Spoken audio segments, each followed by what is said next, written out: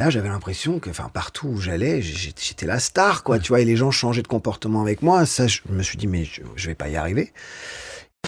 C'est là que je me rends compte que le personnage, en fait, de Camaro est ultra clivant. Comme si j'étais Eminem, ou alors qu'on parle d'une chanson qui s'appelle Femme Like You, qui est fait pour faire danser les gens. Je savais pas du tout que le fin fond de l'histoire, c'est que mes parents allaient récupérer les papiers à l'ambassade pour pouvoir fuir vers le Canada.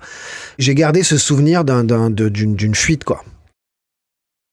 Bonjour à toutes et à tous, ravi de vous retrouver pour un nouvel épisode de Pause. Que vous soyez fidèles depuis le début ou que vous découvriez Pause aujourd'hui, n'oubliez pas de vous abonner pour ne rater aucun épisode et n'hésitez pas à liker et à commenter, c'est toujours un plaisir de vous lire. Merci beaucoup et passons à l'épisode.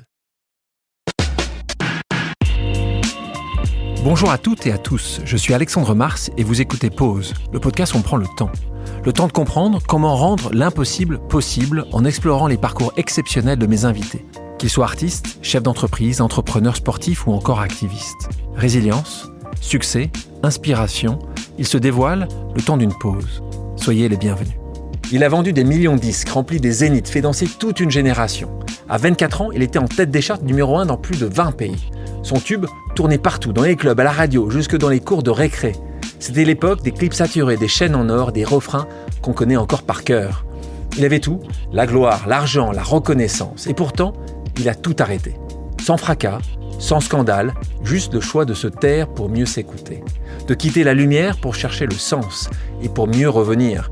Aujourd'hui, derrière l'icône des années 2000, il y a un homme apaisé, un artiste, un producteur, un entrepreneur, un père. Quelqu'un qui a compris que la réussite ne vaut rien sans alignement. Le temps d'une pause, il nous emmène dans les coulisses de ses succès, de ses excès, de ses doutes et de ses différents projets. Bonjour Camaro, ou bonjour Cyril Camaro. Moi, t'es mon pote, donc je te dis Cyril, mais comment tu... C'est les deux, il y a des gens qui m'appellent Camaro et il y a des gens qui m'appellent Cyril. Et comme t'es le plus à l'aise. Ouais, mais c'est vrai que souvent dans ton cercle d'amis, tout le monde t'appelle Cyril. Ouais. Ça arrive de... Je pense pas que ta maman t'appelle Camaro, ton papa. Non. Donc, d'ailleurs, tu vois que évidemment les gens qui savent que tu t'appelles Camar, on comprend que le K peut-être vient de là, et donc le Mar aussi. Donc t'as fait des longues études de marketing pour trouver Camar. Non, du tout. T'as hésité avec quoi? Alors c'était quoi ton... Même pas, je t'avoue que j'y ai pas beaucoup réfléchi. En fait, j'avais un premier groupe de rap avant que je lance ma carrière solo, qui s'appelait LMDS, et dans lequel je m'appelais Lyric. Donc c'est ça, j'adore. C'était Cyril à l'envers, et qui faisait Lyric. Et quand je suis parti pour démarrer ma carrière solo, je me suis pas cassé la tête. Au lieu de prendre mon prénom, le mettre à l'envers, j'ai pris mon nom de famille et j'ai ajouté un O. Voilà. Tu sais, dans l'introduction, je parle de ces moments-là. En particulier, il y a un titre, tu vois, emblématique, iconique, qui était Femme Like You. On est en 2004, c'est un des titres de l'année. T'es chanson de l'année, je crois, de Energy Awards, qui est comme une réputation très forte pour le monde francophone. C'est combien de titres t'as vendu? 2 millions ou 5 millions. 5 millions. Ouais. D'accord. Donc c'est massif. Et pourtant, je suis sûr que c'est pas vraiment comme ça que tu as envie d'être défini. Un titre, il y a plus de 20 ans de ça.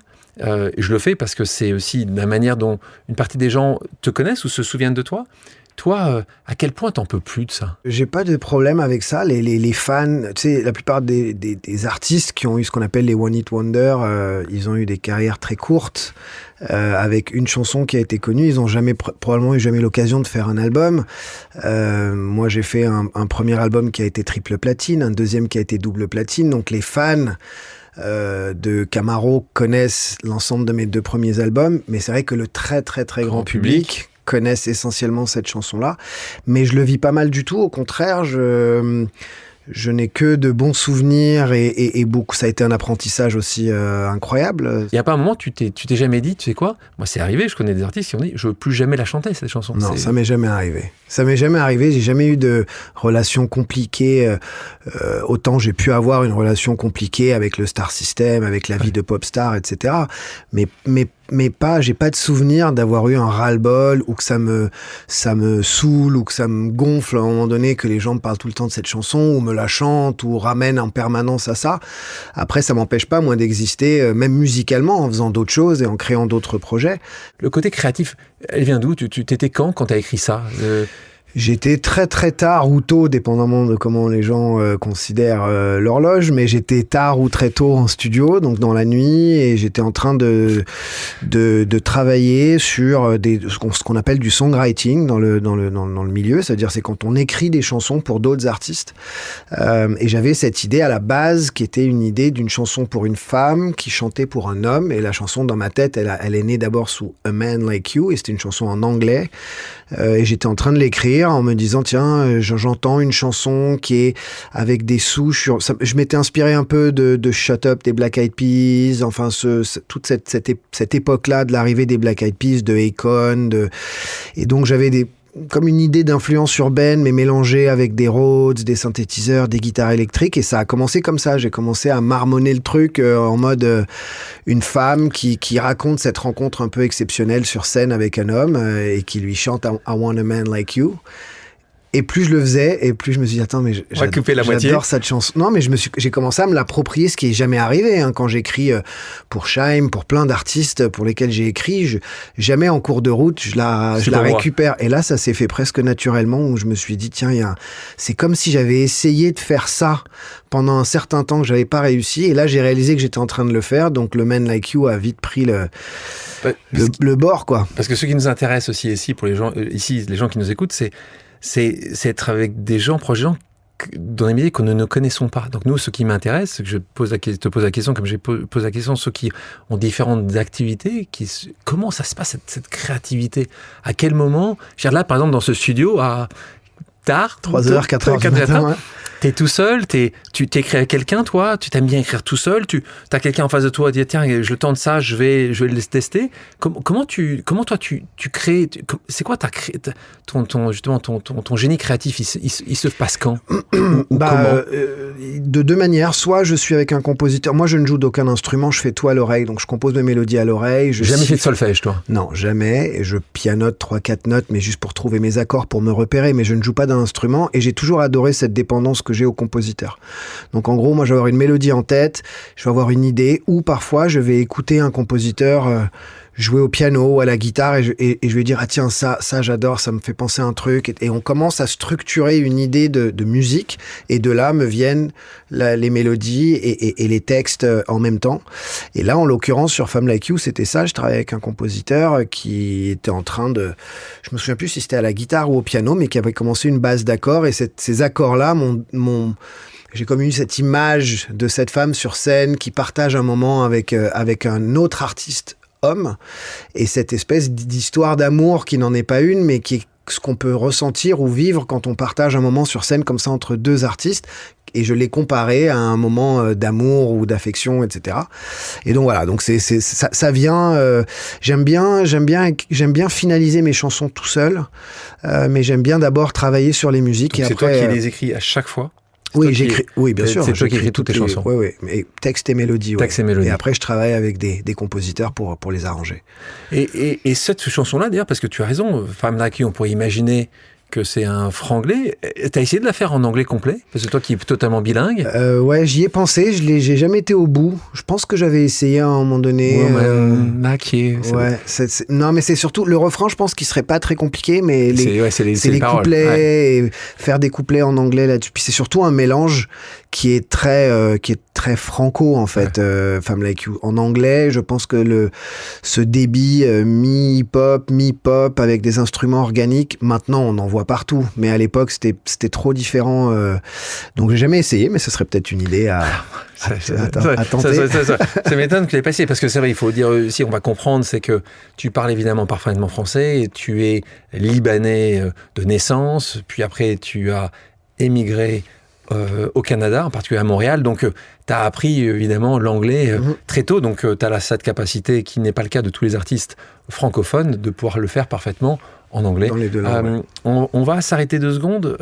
On a ici des pauses amicales ou des pauses familiales, des gens qui t'aiment, qui disent tiens, j'aimerais bien poser une question. Et donc on a cette chance-là pendant cette discussion ensemble d'avoir des questions. On écoute la première, une question d'une personne que tu aimes certainement le plus au monde.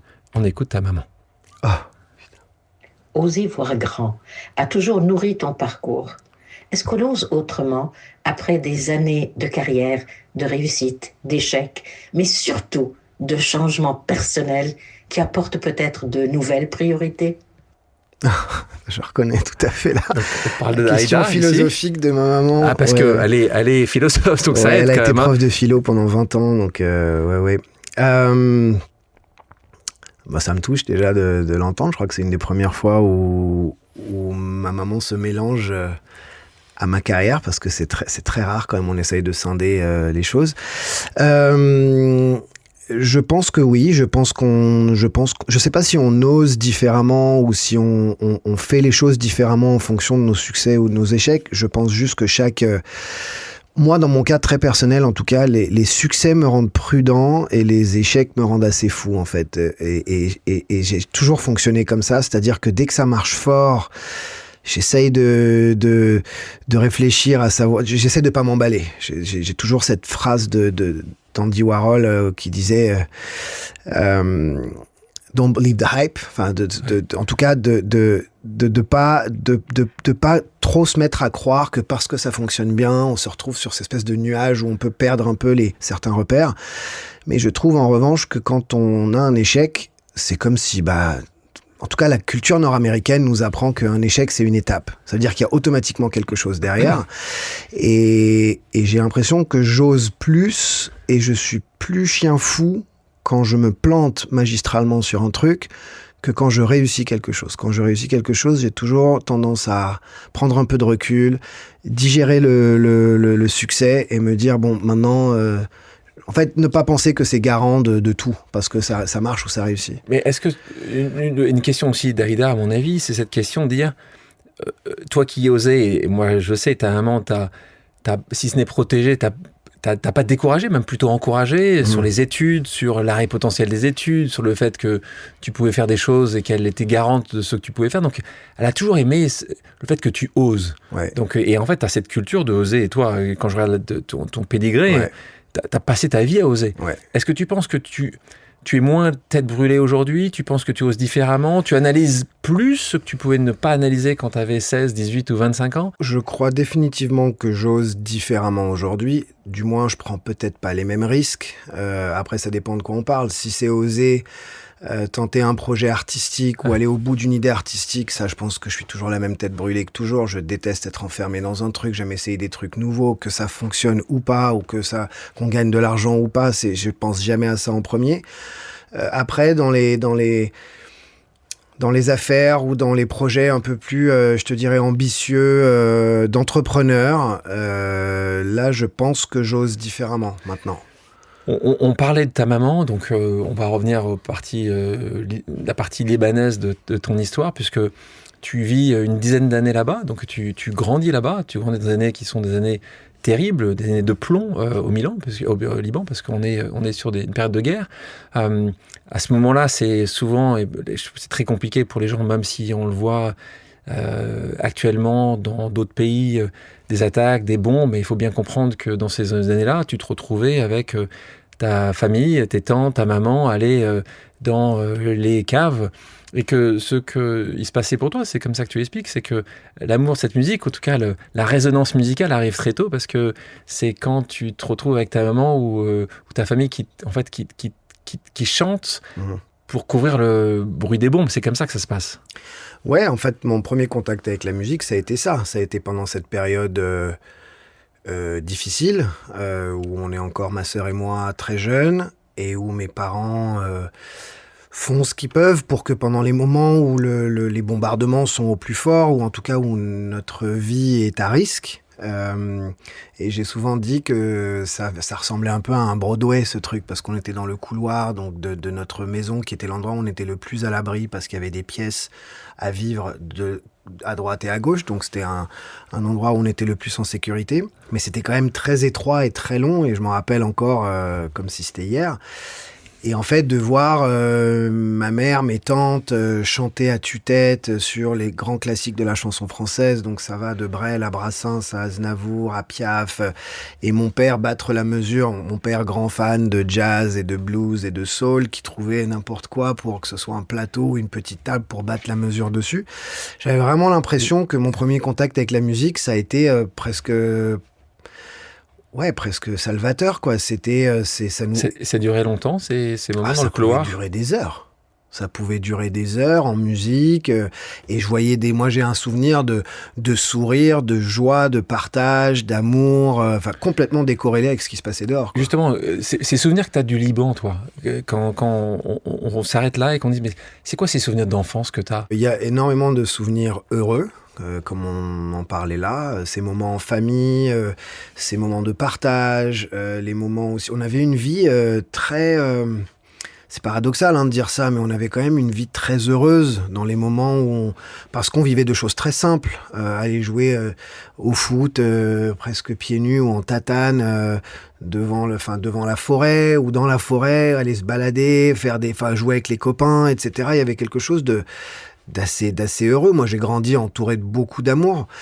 Et il y a des moments plus difficiles en l'occurrence, certains moments où on a été bombardé chez nous, sur l'immeuble où on vivait, et où des personnes ont été blessées. Enfin, il y a des souvenirs quand même très violents qui me viennent en mémoire comme ça, des choses dont je parle très peu, mais qui ne devrait pas faire partie des souvenirs d'un jeune de cet âge-là.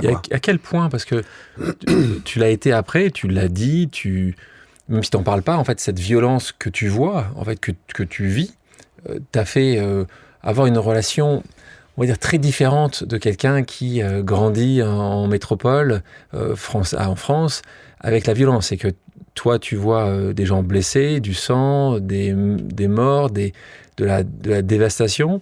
À quel point, toi, tu as pris de la distance par rapport à ça? Est-ce que pour toi, la violence, ça faisait partie intégrante de ta vie? Ça a été ma façon de le digérer pendant plusieurs années. Quand je dis que j'étais une tête brûlée, c'était pas que dans la musique ou dans le business ou dans quoi ou qu'est-ce. C'était aussi humainement, quoi.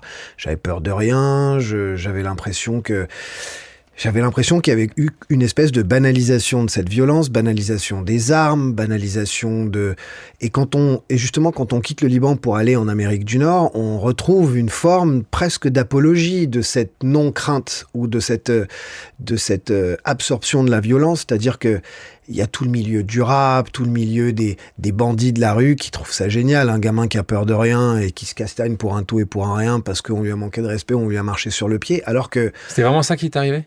On marchait sur le pied, tu tapais. Je caricature un peu, mais ce que je veux loin, dire oui, alors déjà, on a médicalement, quand je dis je suis pas le seul, parce que je suis pas le seul à avoir vécu ça, quoi. Il y a des enfants qui ont grandi dans des territoires en guerre, et pas que au Liban. Il faut savoir que médicalement, le système nerveux est atteint. Donc, tant qu'on n'est pas encore en plein contrôle de ses émotions, de sa colère, de son tempérament, il y a des réactions aussi qui sont chimiques. C'est-à-dire c'est comme si tu dis, par exemple, qu'un Golden Retriever ne va pas réagir de la même manière qu'un Pitbull. C'est pas parce que le Pitbull, il a une mâchoire plus forte, c'est parce qu'il a un système nerveux beaucoup plus sensible et qu'il va être agressif beaucoup plus rapidement. C'est un peu je fais la comparaison pour qu'on comprenne que c'est pas juste parce que tu as envie de te battre ou tu as envie de prouver quelque chose, c'est parce que tu vas démarrer au quart de tour, et comme t'as pas cette peur de te faire... Parce que nous, on parlait d'une peur de mourir. Ouais. Là, on parle d'une peur de te faire mal, de te faire casser une mâchoire ou te faire casser le nez. Pour toi, c'était rien, quoi. Ça semblait être une blague, ça fait partie du truc, quoi. Et quel est le grand truc que t'as... Jusqu'où t'es allé? On t'a retrouvé, on est venu te chercher avec des oranges, derrière les barreaux. T'as fait ça, toi?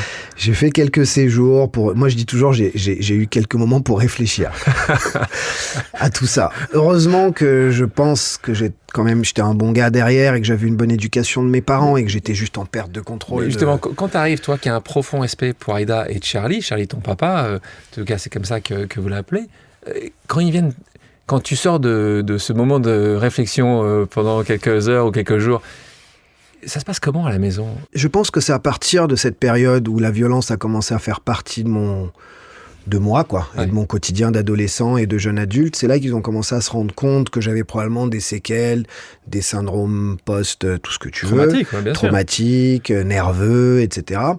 Mais encore une fois, ils ont été d'une grandeur, c'est-à-dire que j'avais l'impression, moi j'avais très honte en tout cas. Chaque fois que je me faisais serrer pour une connerie ou que je devais payer les pots cassés d'une bêtise ou d'une colère ou d'un mauvais coup de poing ou d'une baffe. J'ai l'impression que c'est arrivé quelques fois. C'est arrivé trop de fois, mais j'en avais profondément honte. C'est-à-dire... Est-ce que là-dessus, la thérapie, est-ce que tu as rencontré des gens? De toute façon, la cour m'y a obligé. Ouais.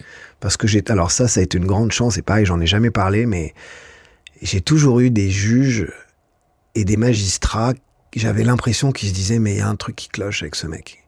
J'ai l'impression, comme si, pourtant je disais rien, j'avais un avocat pour me défendre, j'étais prêt à assumer toutes les bêtises que j'avais faites, c'était très clair dans ma tête là-dessus. C'est au moment où d'ailleurs je débordais, je savais que j'avais un prix à payer et j'étais prêt à le payer et que ça devait durer 5 jours, 2 semaines, 2 mois, 2 ans, fallait que je paye ma facture. Et avant même mes parents, j'ai l'impression que j'ai eu devant moi des juges, des policiers, parce que parfois j'ai eu la chance de même pas me rendre en cours, avec des policiers qui ont plutôt fermé le dossier en se disant qu'il n'y avait pas que voilà, j'avais pété les plombs, et qui me posaient des questions sur mon enfance, sur ma jeunesse. Et j'ai eu des juges où j'avais l'impression qu'ils me regardaient comme s'ils avaient compris. Comme s'ils voyaient pas en moi un délinquant ou un voyou ou un bandit, mais juste un mec qui a juste la mèche très courte. Et donc, ils m'ont souvent, plutôt que de me pénaliser sur des peines plus longues, ils m'ont souvent envoyé voir des spécialistes. Là, on se retrouve, tu as 10 ans, ton papa est blessé, on parlait d'un obus, était blessé, et un soir, les parents viennent vous voir, toi et ta sœur, ils disent, on part en vacances à Chypre.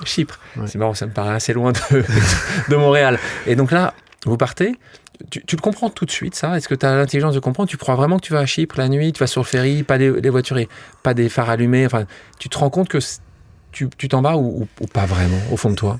Je crois que ma mémoire a fait un travail de sélection depuis, mais de ce que je me souviens, j'avais un peu l'impression que le truc n'est pas la route. C'est-à-dire, j'ai des enfants aujourd'hui, je sais ce que c'est, enfin, à 9, 10, 11 ans. T'en as un qui a cet âge-là. Hein. Et on comprend tout. Hein. Ouais. On sait déjà, on est grand, quoi. Et je pense que je savais qu'il y avait un truc qui était bizarre, parce que dans un contexte comme ça, décider qu'on part une semaine en vacances, on l'avait jamais fait pendant 10 ans de guerre. Donc, mais encore une fois, dans le respect et la confiance absolue pour mes parents, une fois arrivé sur ce bateau, rien n'avait l'air d'être un voyage de vacances, quoi. C'était pas un bateau de croisière, enfin... J'ai vraiment l'impression d'avoir compris qu'on avait sauté dans un premier bateau pour fuir au départ. Je savais pas du tout que le fin fond de l'histoire, c'est que mes parents allaient récupérer les papiers à l'ambassade pour pouvoir fuir vers le Canada. Mais là, on avait... j'ai gardé ce souvenir d'une fuite, quoi. Et justement, donc, tu te retrouves là, au Canada, et alors là... un monde très différent pour les gens qui connaissent pas Montréal, qui n'ont pas la chance de connaître Montréal, parce que c'est une ville exceptionnelle avec des gens exceptionnels, mais c'est un peu loin du Liban sous les bombes, quand même. Ouais. Voilà. Et donc, toi, tu arrives là-bas. En plus, je sais pas c'était quelle période de l'année, d'ailleurs? C'était en plein milieu de l'hiver. On est arrivé en janvier 91. Donc, tu passes de 22... Du méditerranéen 20 degrés à pas beaucoup, hein, et beaucoup de neige. Ouais. Donc, tu te souviens quand tu poses les pieds là-bas? Oui. Raconte-moi. Je suis traumatisé. En fait, quand tu connais pas très bien l'Amérique du Nord, en Moyen-Oriental que tu es, déjà le Canada, tu penses qu'aux Esquimaux, quoi. Tu penses à ces espèces de petites maisons de glace, comme ça, avec des gens, des espèces de doudounes énormes, comme des grands explorateurs. Quand ils te disent, d'ailleurs, les parents, que c'est le Canada, quand, dans ce bateau-là, à quel moment maman et papa te disent... C'est là où les enfants... Alors, c'est pas tout de suite, en fait. C'est quand... Alors, on a vraiment eu... Une fois qu'on est arrivé, on a vraiment fait 4-5 jours de vacances qui ont été fabuleux, d'ailleurs. On avait l'impression qu'on était au Club Med de je ne sais où. On a passé un moment fabuleux pendant que mes parents, eux, allaient régler les derniers trucs de papier. Et en fait, avec ça, on est revenu au Liban. Et une fois qu'on avait ces papiers et que mes parents ont pu faire les quelques... Ils sont partis avec 3 fois rien. Hein, ce qu'ils ont pu ramasser, on est parti tout de suite. Et ils nous ont dit, en fait, on immigre au Canada... moi, j'avais cette image il faut bien comprendre, il n'y avait pas Internet à l'époque, donc tu ne pouvais pas les chercher. Montrez-moi les images de Montréal. On n'avait pas de télé, c'était vraiment... Là, en plus, on est parti à un moment où on était au summum des derniers bombardements avant la fin de la guerre. Donc, les 5-6 jours avant la fin de la guerre ont été probablement les plus violents. Et c'est là où on s'est fait bombarder, d'ailleurs, 2 fois, chez nous à la maison. Et je pense que ça a été le déclencheur.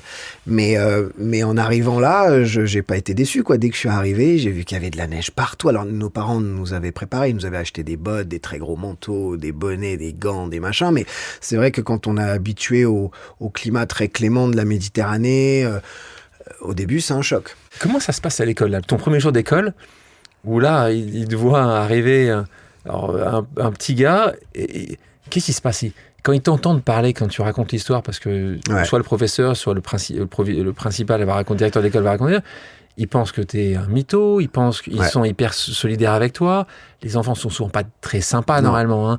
Toi, tu as eu ça? Tu as eu des gamins pas très cool ou j'ai plutôt eu sympas? Probablement un peu des deux j'ai à y repenser quelques années plus tard, j'ai trouvé ça un peu alors c'était pas du tout pour mal faire, et je pense que les profs se sont dit tiens, il débarque en plein milieu de l'année comme ça, on va le présenter aux autres, donc ils trouvaient que c'était une bonne idée de raconter mon histoire, et en fait ça s'est vachement retourné contre moi, et c'est là que je me suis rendu compte en fait qu'en Amérique du Nord on est un peu quand même super nombriliste, c'est-à-dire que on sait bien ce qui se passe au Liban, en Irak, dans certains territoires d'Afrique, mais le Nord-américain n'est pas nécessairement... Enfin, on lui apprend que c'est le paradis. T'es un peu comme aux États-Unis, quand on t'explique pourquoi tu veux savoir où est la Belgique, en fait, t'es pas bien ici. Donc il y a ce truc où, entre l'ignorance, je le dis en toute amitié, mais entre l'ignorance des gamins de notre âge et l'extrême de mon histoire...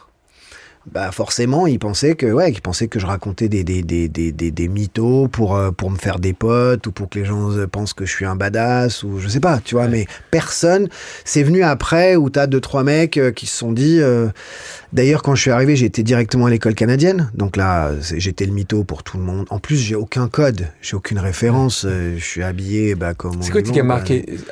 Qu'est-ce qui, dans cette période-là, si tu te souviens, c'est quoi le truc le plus dur? C'est quoi les réflexions la plus dure, ou le truc que tu t'es dit, waouh? En fait, je me sentais ultra différent de tout le monde, quoi.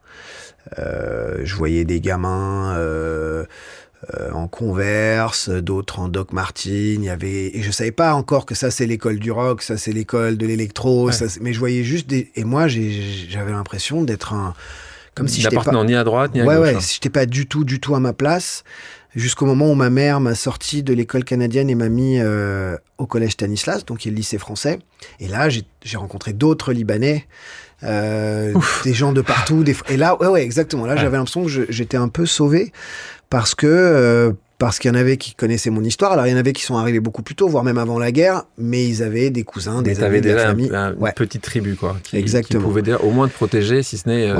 et les mecs qui faisaient du rap, quoi. Ouais. Alors ça, donc là, ça arrivait assez tôt, puisque très tôt, tu commences à toucher à ça. Là, si on parle de musique, tu as aussi tes potes haïtiens, donc là, qui commence, et là, tu te retrouves entre deux mondes, en fait. Un monde où c'est plutôt dans les projects, les quartiers, où là, tu commences à t'essayer au battle. Tu parlais tout à l'heure de ton premier groupe, où tu t'appelles Lyric dans ce groupe-là. Et comment tu arrives justement à faire cette bonne balance? Tu arrives assez bien à la faire? Est-ce que l'étude, pour toi, les études, t'es bon, ou rapidement tu lâches le truc? Non, je suis très bon à l'école. Ouais. J'ai des très bons résultats à l'école, à part une année qui était la seconde, où là c'est fini, j'avais fait le choix de la musique, et j'étais plus là, quoi. J'ai redoublé de manière magistrale. Mais avant ça, j'ai toujours été très bon à l'école. Ça a été assez difficile, en fait, j'avais tout le temps cette épée de Damoclès au-dessus de la tête de ne pas vouloir décevoir mes parents. J'ai toujours été conscient de ce qu'ils ont fait pour nous, et des risques encore plus aujourd'hui, hein. Mais déjà, à l'époque de l'adolescence, je me rendais compte. Et en même temps, j'avais une espèce de feu en moi, une rage, dans le bon et dans le mauvais sens, et je voulais avancer, je voulais appartenir à quelque chose, je voulais un peu me venger, je voulais rattraper un peu ma jeune vie, et en même temps, j'étais tout le temps sur la corde raide, parce qu'il y avait plein de tentations dans le rap à l'époque. La drogue, la violence, mon histoire a tout de suite plu à une communauté qui, eux aussi, avaient des histoires similaires, mais limite plus soft. De grandir dans les quartiers, de certaines enfances défavorisées, etc. Donc tout de suite, moi, je me suis reconnu en eux, et eux se sont reconnus en moi. Donc tu as trouvé à l'exception près que, au-delà de la guerre et au-delà du peu qu'on avait, j'ai quand même été éduqué par une maman où j'ai toujours dit intellectuellement bourgeoise. Et donc, avec de grandes leçons de vie philosophiques dès le début, avec cette philosophie présente dans tout, un père commerçant, très droit. Donc j'avais eu une éducation très très riche quand même, et c'est ça qui dénotait en revanche. C'est-à-dire que mon histoire, ma peur de rien, ma cervelle brûlée, ça leur parlait, et en même temps, il y avait une partie où ils avaient l'impression que j'avais été éduqué dans une famille de milliardaires, alors que pas du tout. Et ça a été compliqué. Ouais, et parce que dans ces années-là, parce que là, on voit qu'on parle. Toi, tu arrives à faire, et ça a été toute ton histoire musicale. Tu arrives à faire du AC/DC avec du Tupac. Tu arrives à gérer une culture, un son américain, une éducation française. Parce que là, on se retrouve à la Stanislas, et une culture libanaise. Comment tu arrives justement à fonctionner avec ton identité? Comment tu as réussi à trouver cette identité? Alors, c'est peut-être un chemin de vie, de trouver son identité. Bien sûr. Mais toi, qui as eu pour le coup 3 vraies avenues qui à un moment se croisent, mais pas tout le temps, comment tu l'as vécu, en particulier sur la musique? Je pense que, tu vois, si aujourd'hui, il y a plein de gens qui ne savent pas où me classer, c'est parce que je pense que c'est comme ça depuis le début, en fait. Je pense que, tu sais, aujourd'hui, on les regarde, nos enfants, les jeunes, et très tôt, déjà, ils ont choisi leur case. Est-ce qu'ils sont plus skate ou plus rock? Alors, ça veut pas dire qu'ils peuvent pas un peu bouger de l'une à l'autre, c'est des choses qui changent, mais de manière générale, ta bande écoute à peu près la même musique, aime les mêmes choses. Quand tu arrives dans un continent comme l'Amérique du Nord à 11 ans, et que toi, t'es encore complètement au point mort, et tu sais même pas ce que c'est le rock ou le rap, t'as aucune idée, et tu ne connais aucune de leurs références. Je me souviens plus, c'était pas Star Trek à l'époque, mais peu importe, tous ces codes que ces gamins ont, toi, tu les as pas du tout. Et donc, en très peu de temps, si tu veux t'intégrer, il faut que tu te dises, ok, est-ce que je me sens plus à l'aise avec le mec là qui a les Santiago et la chaîne autour du jean, ou plutôt le mec avec les Air Force blanches? Mais tu le fais de manière complètement aléatoire. T'as pas le temps encore de faire ce cheminement. Donc, très tôt, j'ai souvent comparé ça avec le Macumba, tu vois, où j'ai dit, moi, ça a été 5 salles, 5 ambiances, tout de suite. Donc, j'allais grappiller un peu chez les mecs de hip-hop, chez les mecs de rock, et j'écoutais aussi des disques ultra différents, Guns N' Roses, Metallica, Tupac, Biggie, et en même temps des disques de jazz, et j'ai grandi avec les classiques français, donc ça donne ça. Ce mix est encore là aujourd'hui. Question sur le racisme. Est-ce que c'est quelque chose que toi t'as vécu personnellement, racisme au faciès, raciste à la naissance, à la religion, ou tu l'as pas du tout vécu, tu l'as vu chez tes potes? Tu connais Montréal, et c'est encore comme ça aujourd'hui, et ça a toujours été comme ça. Il y a un vivre ensemble à Montréal qui est impressionnant, par rapport à d'autres grandes villes du monde. Honnêtement, je n'ai aucun souvenir, c'est peut-être arrivé ou je m'en suis pas rendu compte, mais je n'ai pas de souvenir marquant d'avoir été victime de racisme. J'ai grandi avec des Haïtiens, avec des Hispaniques, avec des Arabes, avec des Canadiens blancs aux yeux bleus, tout, et on était au contraire, on se piquait des espèces de slang de blanc ou de renois, on a vraiment grandi tous ensemble. Jamais toi, mais ça t'est arrivé quand même, et je te rejoins, le vivre ensemble est exceptionnel à Montréal et au Québec, mais il suffit qu'à un moment, il y a un truc qui t'a vraiment agacé, c'est ton entraîneur de hockey. Ouais. Ça c'est un changement important dans ta vie. Il faut savoir que... C'est bien que tu as nuancé la question, parce que du coup, c'était pas juste par rapport à moi, c'est moi qui en étais témoin. T'as raison. Non, parce que la première question, c'était toi en tant que... Et encore une fois, ton prénom, c'est Cyril, il est quand même assez peu... Même là, ma mère y a pensé. C'est vrai? Bah oui, parce je m'appelle Cyril Eli Kamar. Et Eli, c'est plus mon nom libanais, quoi. Ouais. Et elle a voulu que j'ai un nom français pour que j'ai les mêmes chances que tout le monde. Et elle a appelé ma sœur Pamela. Elle s'appelle Aïda, ma maman. Donc, tu vois, pour elle, c'était très important qu'on ne soit jamais réduit ou catalogué pour notre... ce qui ne nous empêche pas d'être toujours extrêmement fiers de nos origines et de nos racines. Et heureusement. Ouais. Mais oui, t'as raison. En fait, moi, je n'en ai jamais été victime. Mais quand je suis surtout rentré dans le monde du hockey... Et voilà, donc toi, t'es un fan de sport, beaucoup de sport, le football, le hockey et d'autres sports. Le hockey, ça, c'est... Et donc là, tu peux... Ton objectif à ce moment-là, c'est potentiellement être professionnel. Ouais. Enfin, je savais pas si j'allais y arriver, mais en tout cas, ça aurait pu être un objectif. Ouais, j'ai appris le patin très vite. En fait, quand je suis arrivé, j'ai bien compris qu'à ce moment-là, le foot, ça n'existait pas en Amérique du Nord. C'était le football américain, c'était le baseball, c'était le basket, mais le soccer, comme ils l'appelaient. Comme t'aimais jouer près de la forêt, c'était pas possible. Ouais, et puis je pense que c'était pas du tout leur culture, donc j'ai compris qu'il fallait que je m'intègre, et j'ai trouvé que le hockey était le sport le plus violent que j'avais jamais vu. C'est vrai qu'il Et je sais pas pourquoi ça m'a attiré. En fait, c'est ça qui est fou, c'est que cette espèce de violence un peu insoupçonnée, comme ça, latente, qui est en toi en permanence, elle t'emmène vers à faire des choix qui sont... Et c'est vraiment pour ça. Donc là, tu dis, t'y vas. Ah, là, je me suis dit, je veux apprendre, je veux jouer, je veux aller me battre, je veux aller... Enfin, c'est un sport où tu te tabasses quand même. Ouais. Et donc, j'ai appris très très vite et j'ai monté les grades assez rapidement vers des équipes juniors semi-pro. Et c'est vrai que j'ai eu un épisode assez terrible parce qu'à un moment donné, j'ai commencé, donc à côté de ça, je faisais mes freestyles. Ouais. D'ailleurs, c'est vraiment les premiers concours que j'ai gagnés, c'est au sein de la communauté haïtienne dans une salle qui s'appelle Patro-le-Prévost à Montréal-Nord, à Saint-Michel. Et donc, comme je t'ai dit, on était entouré de toutes les... Mais quand je revenais au hockey, je voyais pas un arabe, pas un hispanique, pas un noir. Et je suis tombé sur un coach. Et donc là, la question commence à devenir assez dure pour moi de me dire est-ce que je me consacre à la musique ou est-ce que je me consacre au sport ? Deux vraies passions. Ouais, et surtout dans le sport, à ces âges-là, à un moment donné, il faut passer en sport-études, donc ça devient ta vie, etc. Donc j'étais en train de réfléchir et j'étais tiraillé. Et un jour, le coach a eu vent que j'avais envie de probablement me consacrer à la musique.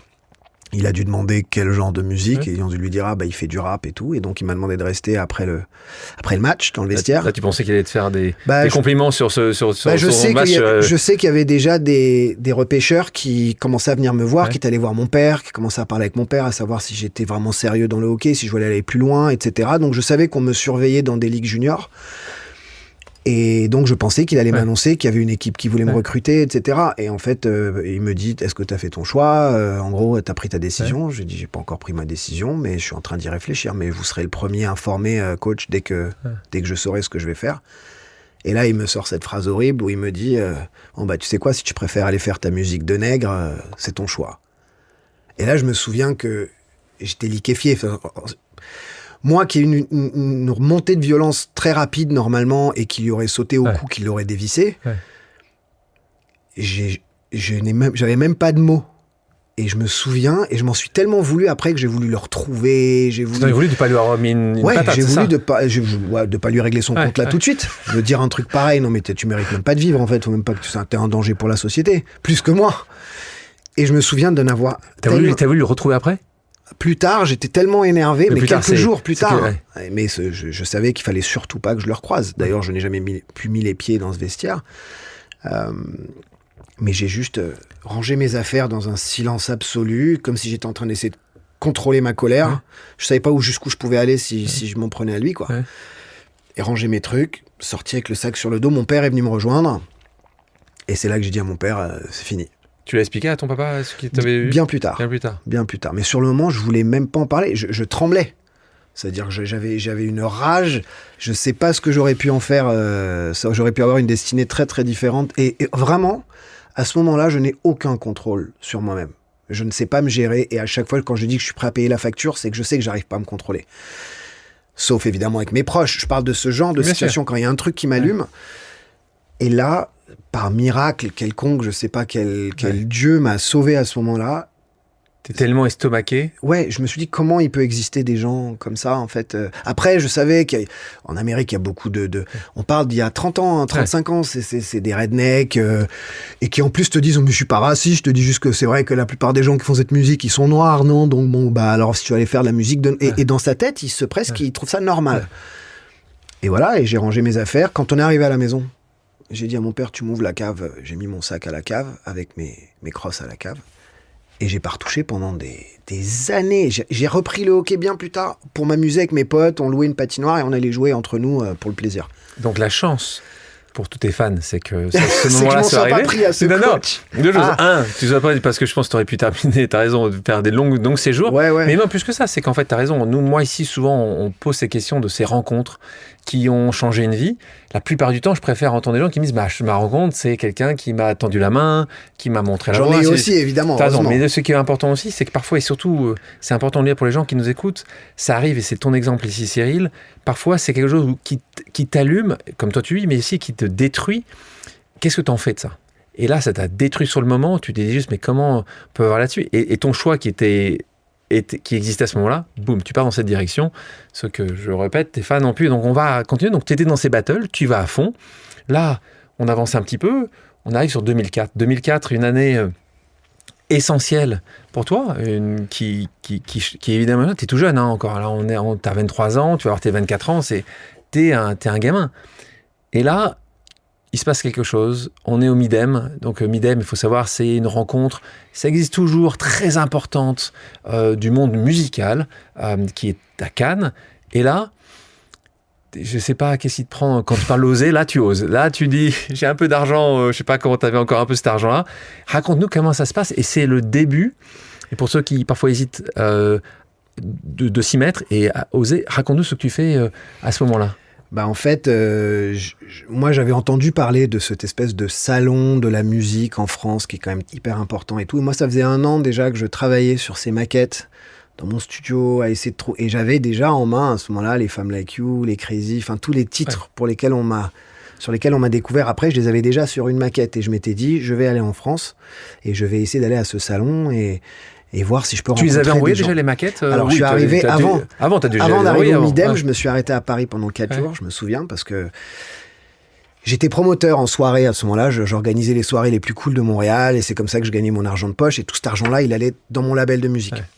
Mais quand même, venir en France, à Paris, j'avais loué un bateau à Cannes pour essayer d'attirer l'attention des gens. Je ne connaissais strictement personne. Et j'avais mis des maquettes dans des enveloppes craft et j'appelais la standardiste de toutes les maisons de disques et je disais j'ai rencontré votre DA, je sais plus comment il s'appelle, il m'a demandé, et elle me disait le nom du mec et je dis oui c'est ça, je le mettais sur l'enveloppe, je raccrochais et j'allais à la maison de disques moi-même et je donnais le truc pour qu'il puisse arriver au DA de la maison de disques. Et j'ai fait ça avec une 30aine de maisons de disques, toute la place, et il y en a qui ont commencé à l'écouter et il se trouve que je rencontre 2 personnes qui sont encore très proches de moi aujourd'hui, donc Xavier Collin, Bill, on l'appelle Bill de Lille, c'est un mec qui est génial, et qui me dit, il commence à y avoir des gens qui ont entendu parler, lui avait entendu parler comme ça, parce qu'il a dû entendre le CD de quelque part ou machin.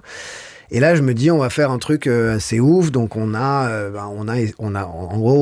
rincé à peu près tout ce qui s'appelle producteur ou éditeur qui était à Cannes à ce moment-là, en leur distribuant des cognacs, du champagne. Là, c'est sur ton bateau. Donc, C'était pas mon bateau. Bien sûr que non, parce que là, il aurait coûté beaucoup plus cher. En fait, tu mets 50 000 euros que t'as. C'est tout ce que tu as pu mettre. C'est ce qui me restait, en fait. Tu t'es dit, là, tu joues tapis. Tu joues au poker à l'époque ? Ouais. Je ne jouais pas encore au poker à l'époque. J'y suis mis après. Là, c'est quand même coup poker. Là. C'est all-in. All-in, mais très jeune, parce que tu pourrais dire all-in quelques années après, parce que tu as tout essayé.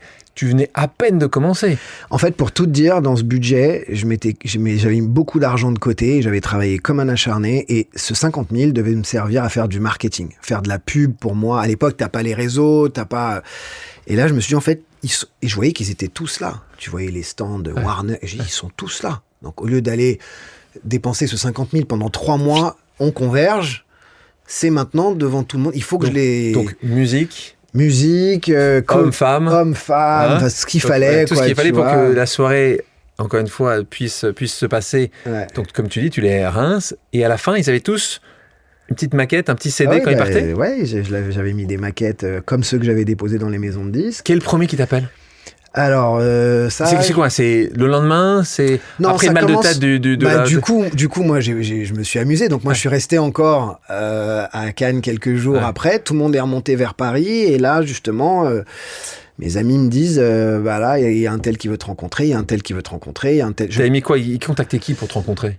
Il contactait Xavier Collin. Alors, c'était lui qui t'avait mis en contact? Que j'avais mis en contact. Il était chez qui? Il était où à ce moment, Xavier? C'était un éditeur indépendant qui a cru au truc dès le début et qui m'a dit, je vais faire ce que je peux pour t'aider, quoi. D'accord. Et moi, j'y allais comme un bourrin, et puis je savais même pas à qui je parlais. Parfois, j'avais l'impression que c'était le patron. En fait, c'était un DA. T'avais pas les codes, t'avais aucun code, toi. Mais surtout que tu sais pas. Tu sais pas. Tu sais pas qui est le patron d'un tel ou d'un tel. Est-ce qu'il est directeur marketing? Est-ce qu'il est chef de projet? Mais pour moi, ça m'était égal. À partir du moment où cette maquette pouvait rentrer dans le building, quelqu'un l'écoute et dise c'est un tube, il faut y aller.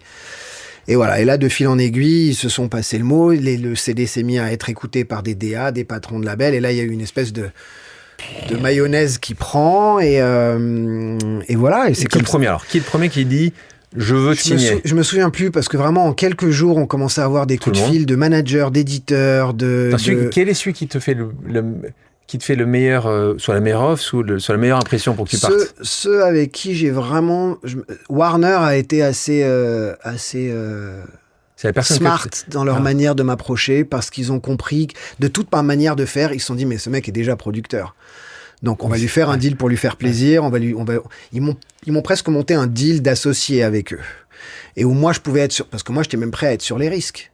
Si vous perdez de l'argent, je perds avec vous. Si on en gagne, donc j'ai eu un deal assez incroyable pour exploiter donc je suis producteur, je suis manager, je suis éditeur de mes propres trucs. Je fais tout moi-même et je finance tout en indé, quoi.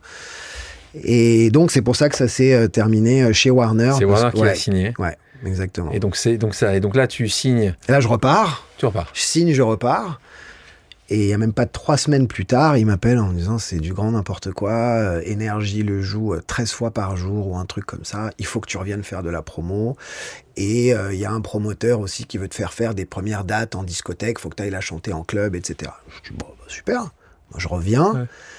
Et là, dès que j'arrive à l'hôtel, il y a des fans qui m'attendent, ils avaient mis des pancartes avec mon nom, la chanson joue partout, Donc ça t'est jamais arrivé, c'est la première fois où quelqu'un que tu connais pas crie ton nom. Ça doit être ça m'est arrivé avec mon groupe, mais pas toi. Mais pas une telle, à un tel niveau. Là, j'ai l'impression que je suis NSYNC, quoi, ou Backstreet Boys, ou de l'époque, les meufs elles crient. Au début, je dis mais tu regardes quoi? Tu dis c'est moi? Tu t'es pas trompé. Enfin, tu vois, moi j'y suis pour rien.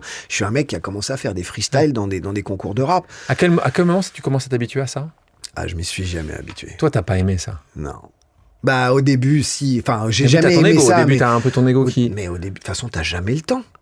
J'ai même pas de souvenir à partir de ce moment-là où on m'appelle, on me dit reviens, c'est le bordel, il faut que je fasse la promo. C'est un tunnel. Ça a été 3 ans et demi non-stop. D'albums, de prod, de promo, de moi, de comprendre. Parce que là, je me suis de nouveau senti comme un Indien dans la ville quand je suis arrivé ici. C'est-à-dire que t'arrives à Montréal, t'es le Moyen-Oriental dans la neige, personne te comprend. Là, j'arrive ici, j'ai l'impression que personne ne me comprend.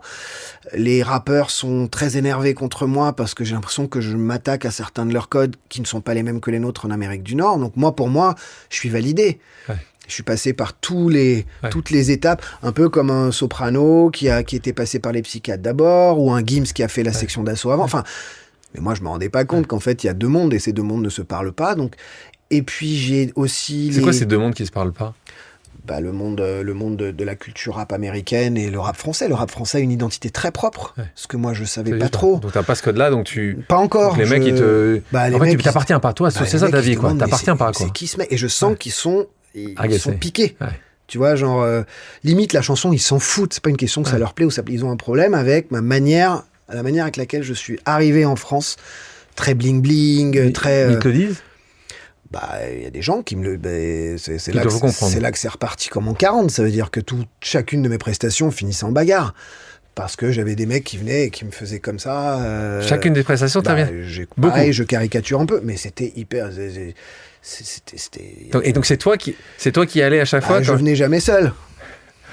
Ça doit être sympa. Quand je venais à Paris, je venais jamais seul, donc je ramassais 2-3 têtes brûlées avec moi et je leur disais venez. Parce que j'aurais peut-être besoin de vous, quoi. Bah, ça risque de... Enfin, tu vois, je sais pas, je les connais pas. Ouais. Donc, et quand tu connais pas, nous, on a grandi dans une culture où on marche jamais seul quelque part où on connaît pas.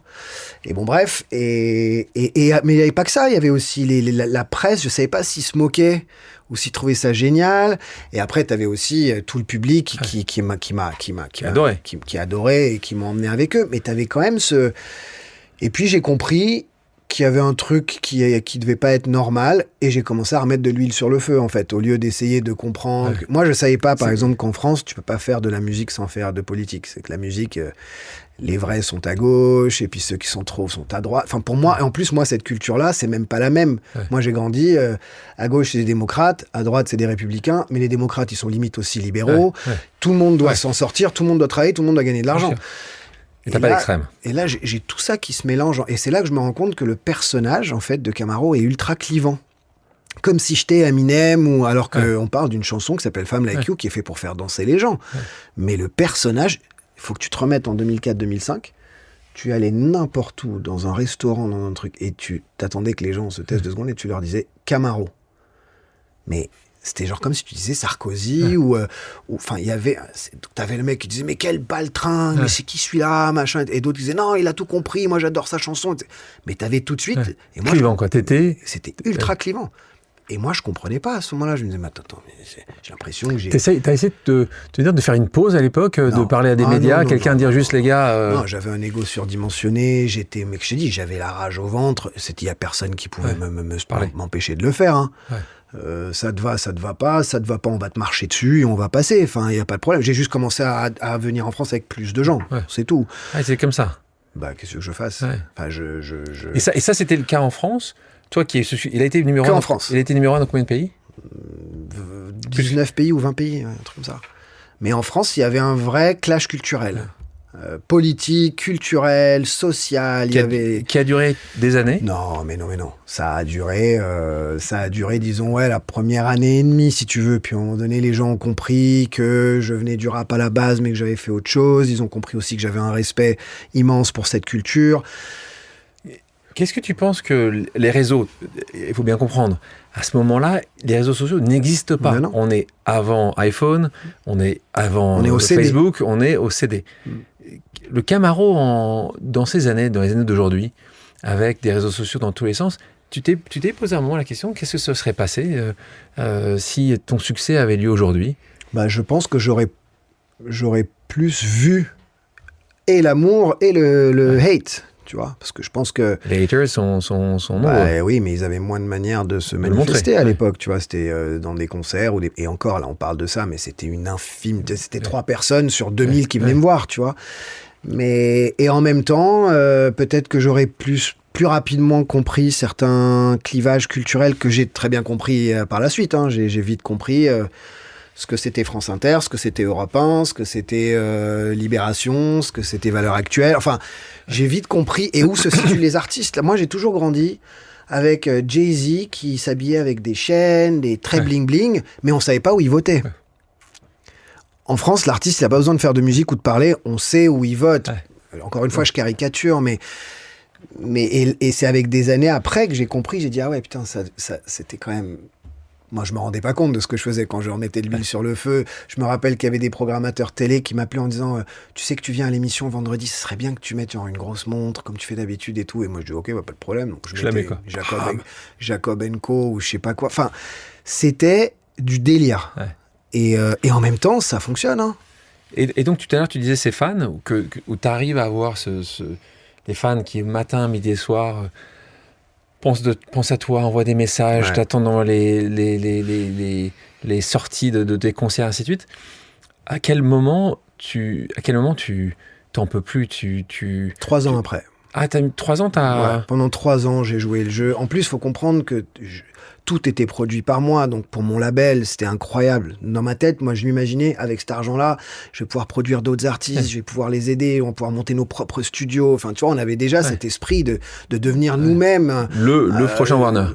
Ouais, ou enfin, en tout cas, du moins, d'avoir notre label indépendant. C'était complètement dans notre culture nord-américaine. Tous les rappeurs avaient leur espèce de royaume pour se produire, etc. Donc, Ouais, je joue le jeu et je vois que ça fonctionne. Et puis de toute façon, j'ai pas le temps. Comme je te dis, je pars en tournée.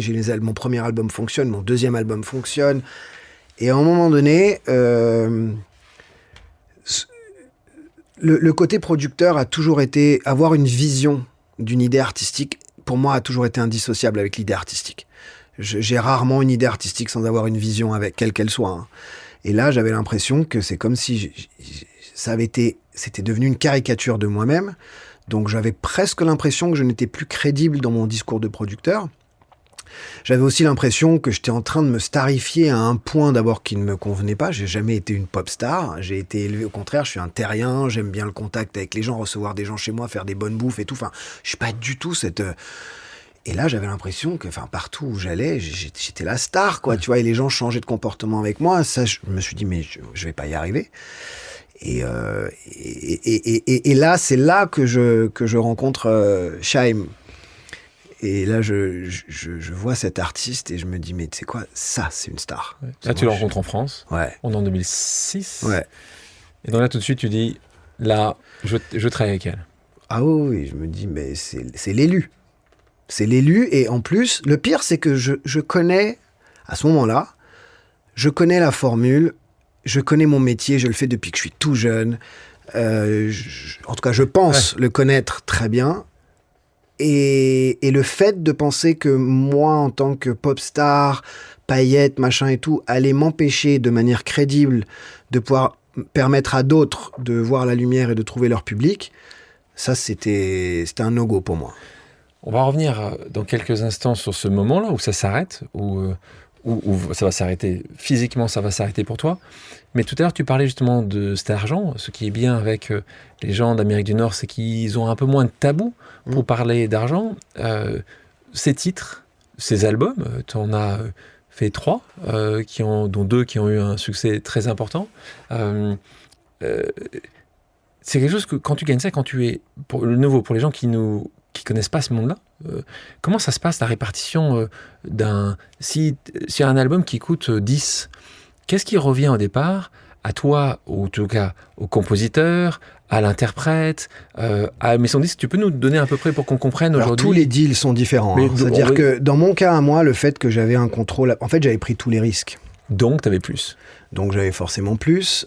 J'étais mon propre éditeur, donc forcément j'avais plus. J'étais mon propre manager, donc j'avais pas de cut de management à donner à qui que ce soit.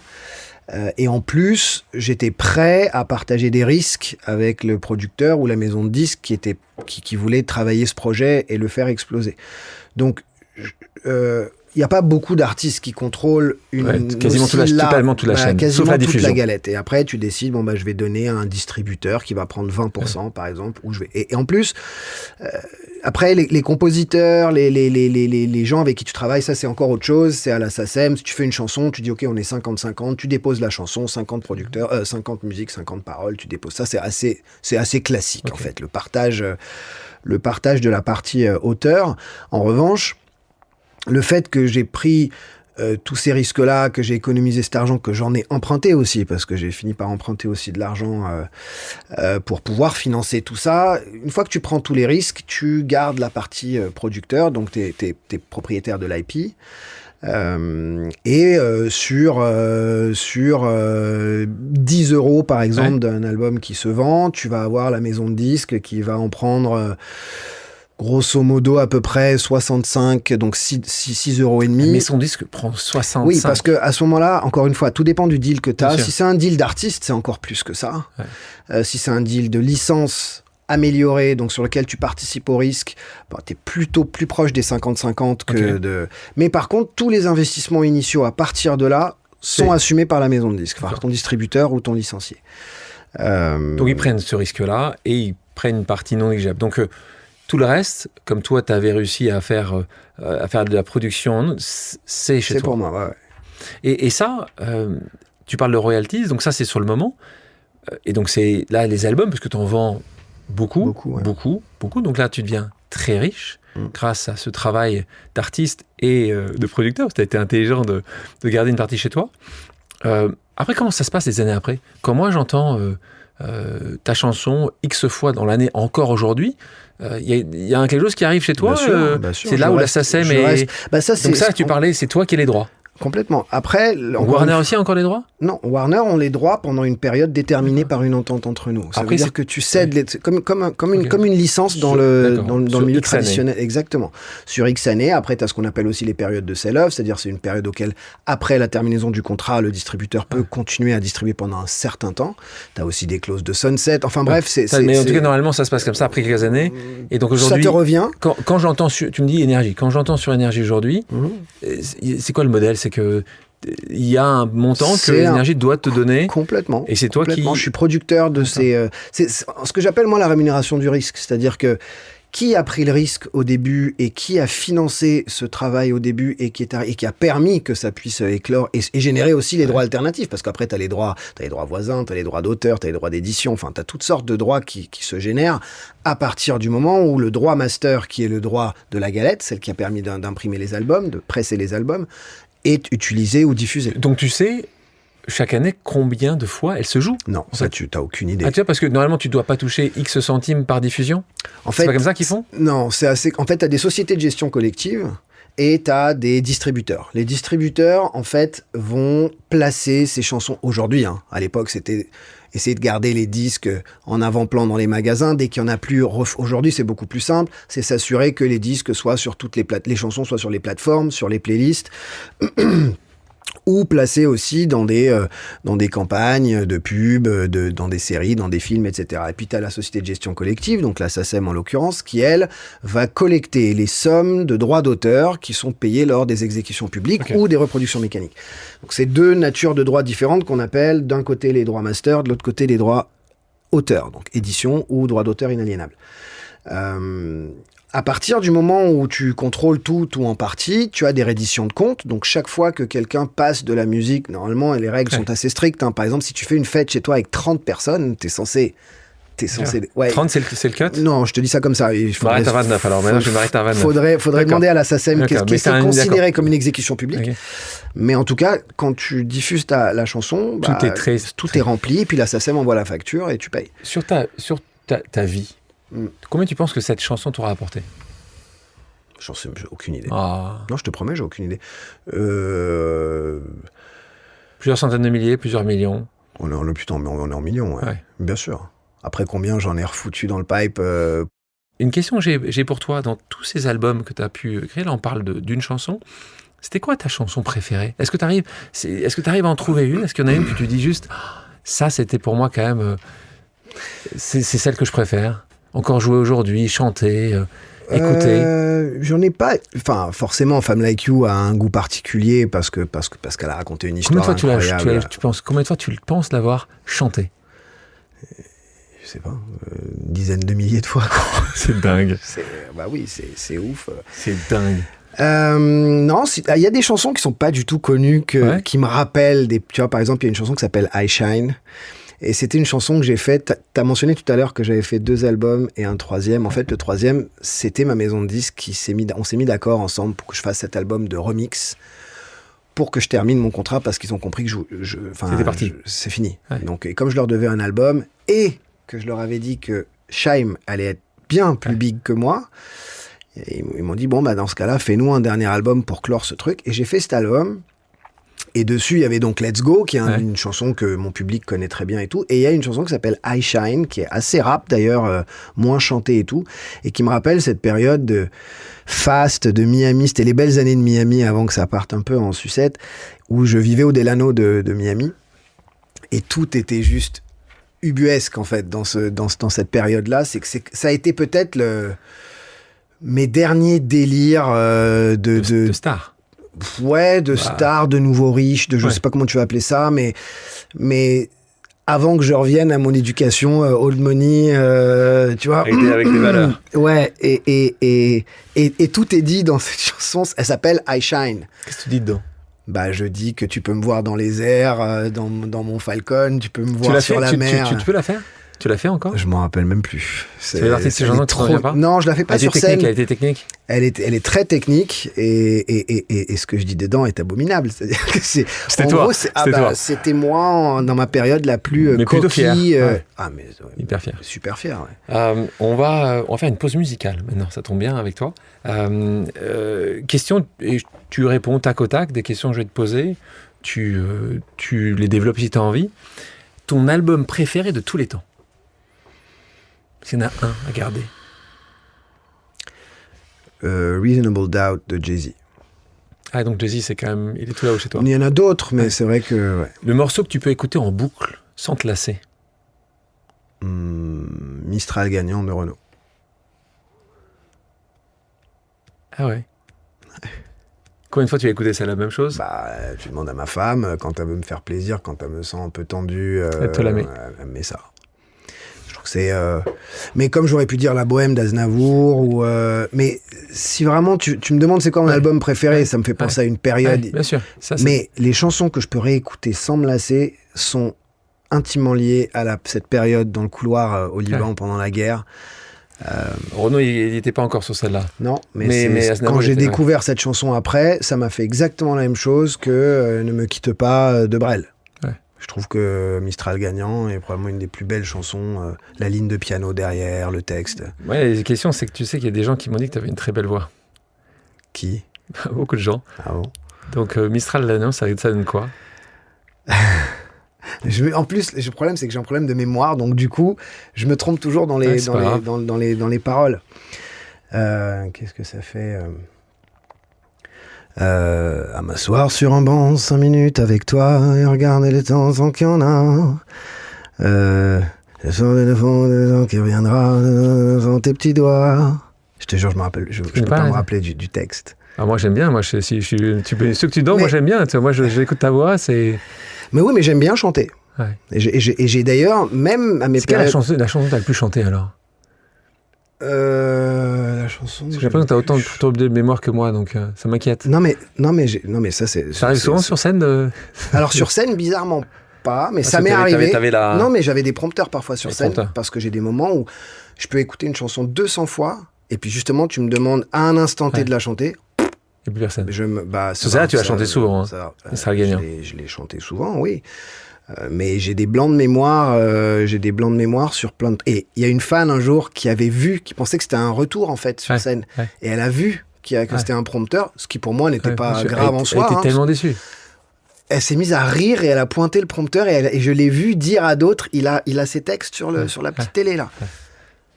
Et je sais pas, ça m'avait piqué, du coup j'ai arrêté de mettre le prompteur et j'ai assumé les fois où j'ai des blancs. Ouais. Ça m'arrive régulièrement sur scène. T'as des blancs.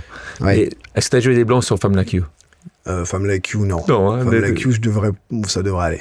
D'accord, pas pourquoi tu parce que Femme Like You, c'est pas 200 fois, c'est 10 000 fois. Donc, d'accord, et en acapella, tu l'as fait souvent? Très rarement. Moi je voulais Mistral gagnant. Oui, mais là j'ai des blancs de texte. Vas-y, en Femme Like You, tu peux pas l'avoir.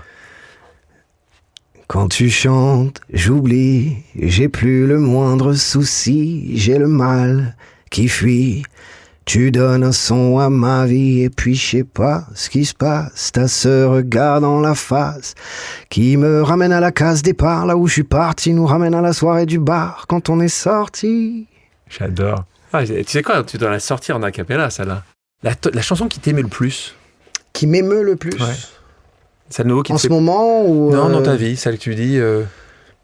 My Way. Attends, je vais pas te la faire aussi, ça là. Vas-y, fais-la voir. Moi, je sais pas chanter, moi.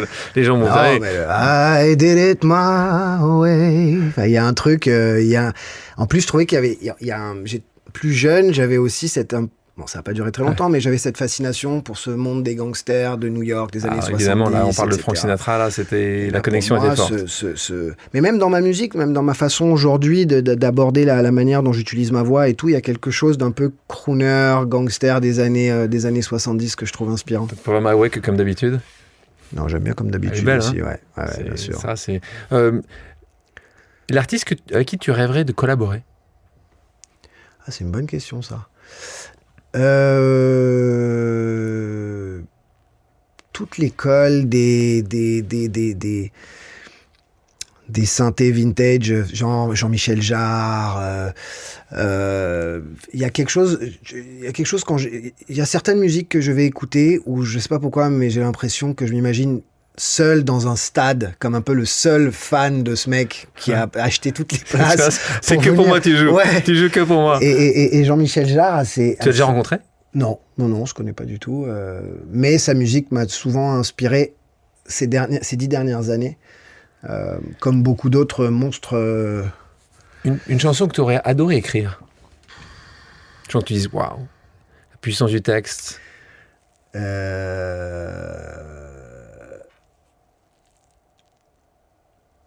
Ça doit probablement être soit La Bohème d'Aznavour, soit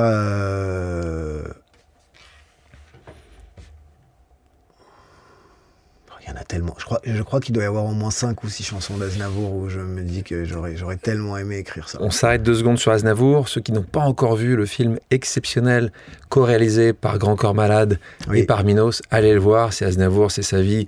Tahar est exceptionnel dans ce film. Et puis voilà, qui ne peut pas aimer Aznavour, son histoire, la qualité de ses chansons. Enfin, c'est assez dingue. Un titre que tu as écrit et produit que tu préfères, c'est lequel ? Un titre que j'ai écrit et produit que je préfère. Je te dirais que c'est un des titres de mon nouveau projet qui parle de ma fille. C'est la première fois que j'ai essayé d'aller au-delà de ce que je pense être capable de faire en tant qu'homme, papa, etc. Je pense que quand j'écris ou quand je fais de la musique, c'est plus facile.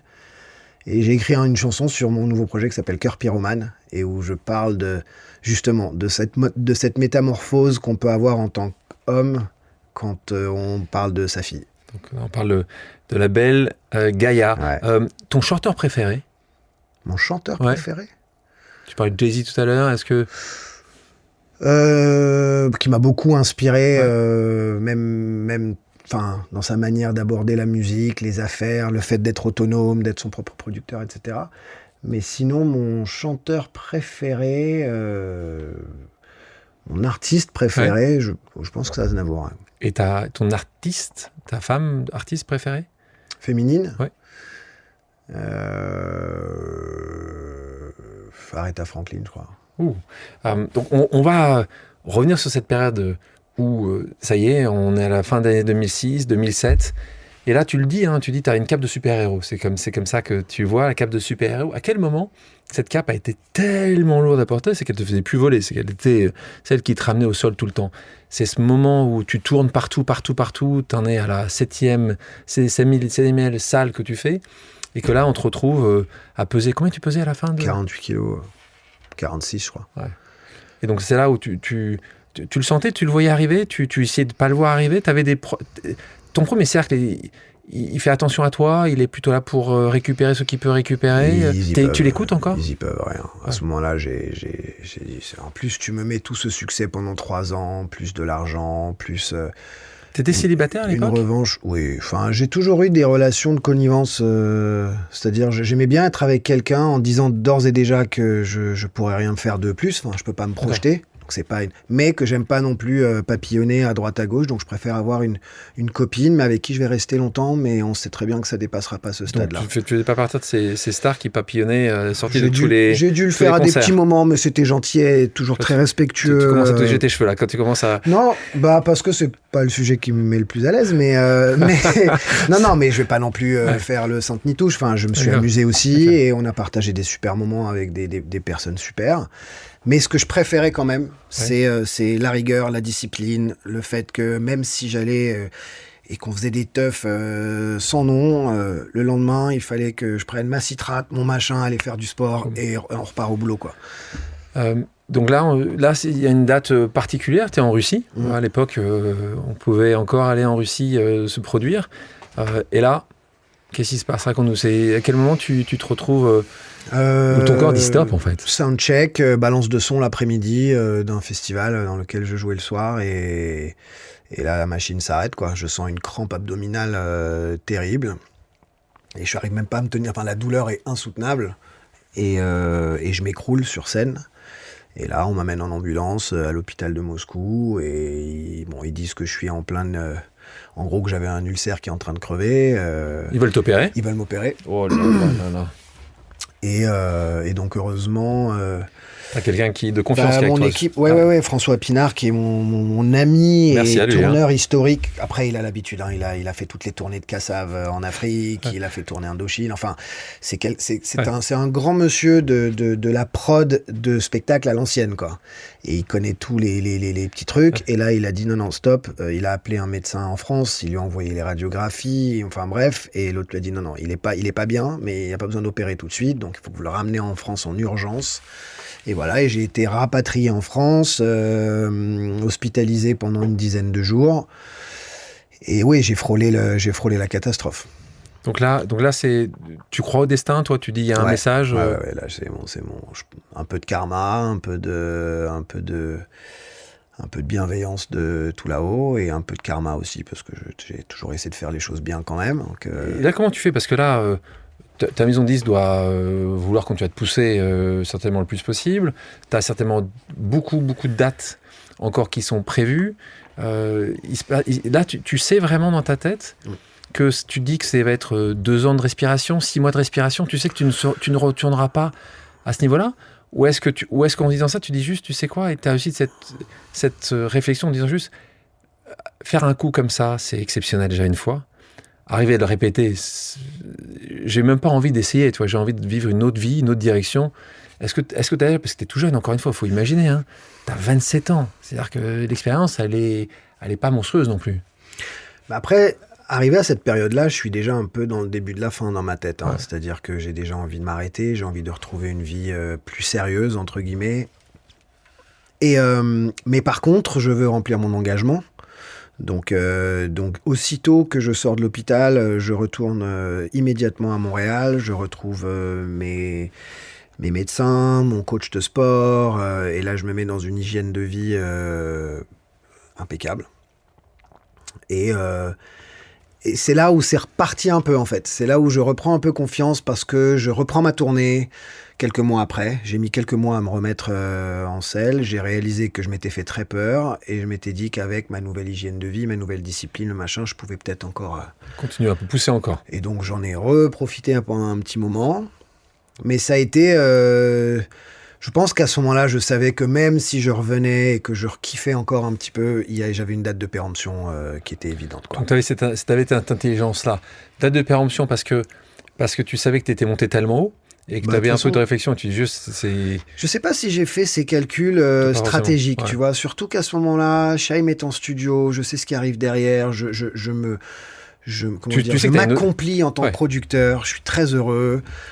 J'ai pas l'impression que j'abandonne quoi que ce soit. Oui, mais souvent, c'est assez rare parce que souvent, c'est rare que les interprètes comme toi sur une chanson comme ça et les 2 premiers albums qui ont eu des grands succès prennent cette décision. C'est comme un homme politique ou une femme politique. Moi, j'en connais très peu qui disent « Oh, tu sais quoi ? Bien sûr. Moi, je vais prendre un peu de recul et puis j'arrête pendant 20 ans. » Il y a beaucoup de postures. Il n'y a pas beaucoup. Il y a beaucoup dans la posture. Mais je me suis posé la question, tu sais, je me suis vraiment dit, est-ce que parce que il y a quand même tout un business derrière la maison de disques, il y a l'argent que je gagnais, et encore une fois, l'argent que je gagnais, je le pensais même pas pour moi, au-delà de 2-3 délires que ça me permettait de faire, c'est que j'avais les moyens de faire tout, de faire tout dans la musique, quoi, des plein d'autres artistes, de partager ça avec tout, enfin, et je pense pas m'être dit, ah tiens, est-ce que je vais vraiment réussir à faire un autre tube plus gros que celui-là ? En fait, je me disais juste, cette vie qui vient... En fait, t'es dans le système. T'es dans le système. Ça veut dire que il faut que tu aies un titre qui marche, donc pour ça, il faut que tu fasses tel genre de titre, et il faut que tu fasses tel genre de promo, et il faut que tu ailles à tel endroit, et il faut que... En fait, c'est tout un truc, et en plus, il faut que tu ailles chercher les meilleurs producteurs qui coûtent très cher. Enfin, t'es dans une espèce d'économie, de machine, qui fait que...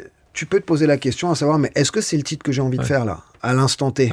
Et si le titre que j'ai envie de faire à l'instant T, c'est pas celui qui peut marcher rarement l'artiste va prendre un pas de côté en disant je vais arrêter de faire ça. De nouveau, tu es dans le système, tu réussis dans le système, c'est assez rare, moi j'en connais très peu, qui sont allés pour des raisons, soit c'est une posture et tu réécris l'histoire quelques années après en disant juste tu sais quoi, moi je voulais être producteur, soit tu te disais, soit tu étais vraiment en burn-out absolu, soit t'avais, et là on revient sur ton histoire personnelle, tes parents, cette création que tu es, qui dit, c'est quoi l'alignement, il se situe pas en faisant ça. Mais tu vois, moi c'est ça ma question. Oui, mais je voulais pas abandonner En fait, tu l'as pas abandonné. J'ai même fait des projets après, beaucoup plus confidentiels. En fait, c'est le système que je voulais quitter. Je voulais plus être cet artiste qui a un cahier des charges, un planning, des scores à atteindre. Et même en sachant que tu allais avoir 10 fois moins d'argent, 10 fois moins de reconnaissance, ça ne dérange pas. Tu savais que ça allait arriver comme ça ? Ce que je savais, c'est que j'avais plus envie de ça. Peu importe, tu m'aurais mis une mallette avec 10 millions cash dedans, je t'aurais dit, j'en veux pas. Je veux pas. C'est un truc, ça commence à me... Et je suis incapable d'aller contre nature. On attaquait ta liberté, c'est ça que tu disais. Ouais, je suis incapable d'aller contre nature. Si je sens un truc... Donc on parlait de la production. Donc là, la chance que tu as, c'est que tu as un autre métier que tu aimes beaucoup. Donc là, tu commences, tu disais que tu as ta pépite, comme ça que tu la vois. Voilà, quelqu'un qui là, tu es dans ces années-là, tu produis donc le premier album. Ça se passe comme tu imagines ? Ça se passe comme vous imaginez ? Non. En fait, pendant 2 ans, je la coach, entre guillemets, dans le sens où on lui apprend, elle vient traîner dans le label, elle rencontre les équipes de marketing. Et je veux qu'elle connaisse ce métier avant même de commencer. Je veux qu'elle mûrisse, je veux qu'elle prenne confiance en elle. Elle est extrêmement timide quand je la rencontre. Et pour moi, c'est comme si je savais que ça allait marcher très très fort pour elle et je voulais être sûr qu'elle soit prête parce que je savais que ça allait marcher et j'étais même surconfiant que ça allait marcher. Et en fait, ça démarre doucement.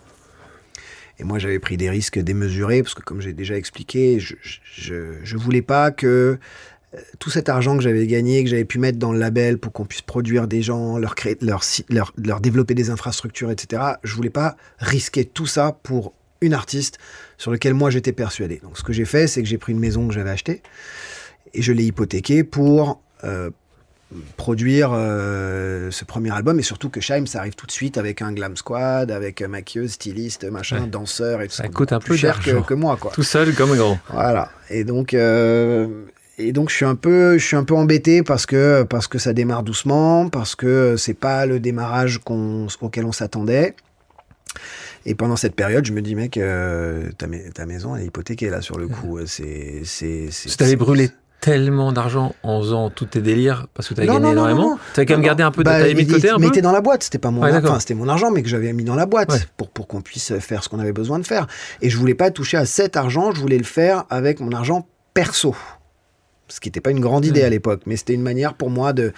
C'est comme si je voulais pas embarquer tout le monde avec moi. Je voulais pas qu'ils se disent un jour, bah super, ok, on a fait tout ça.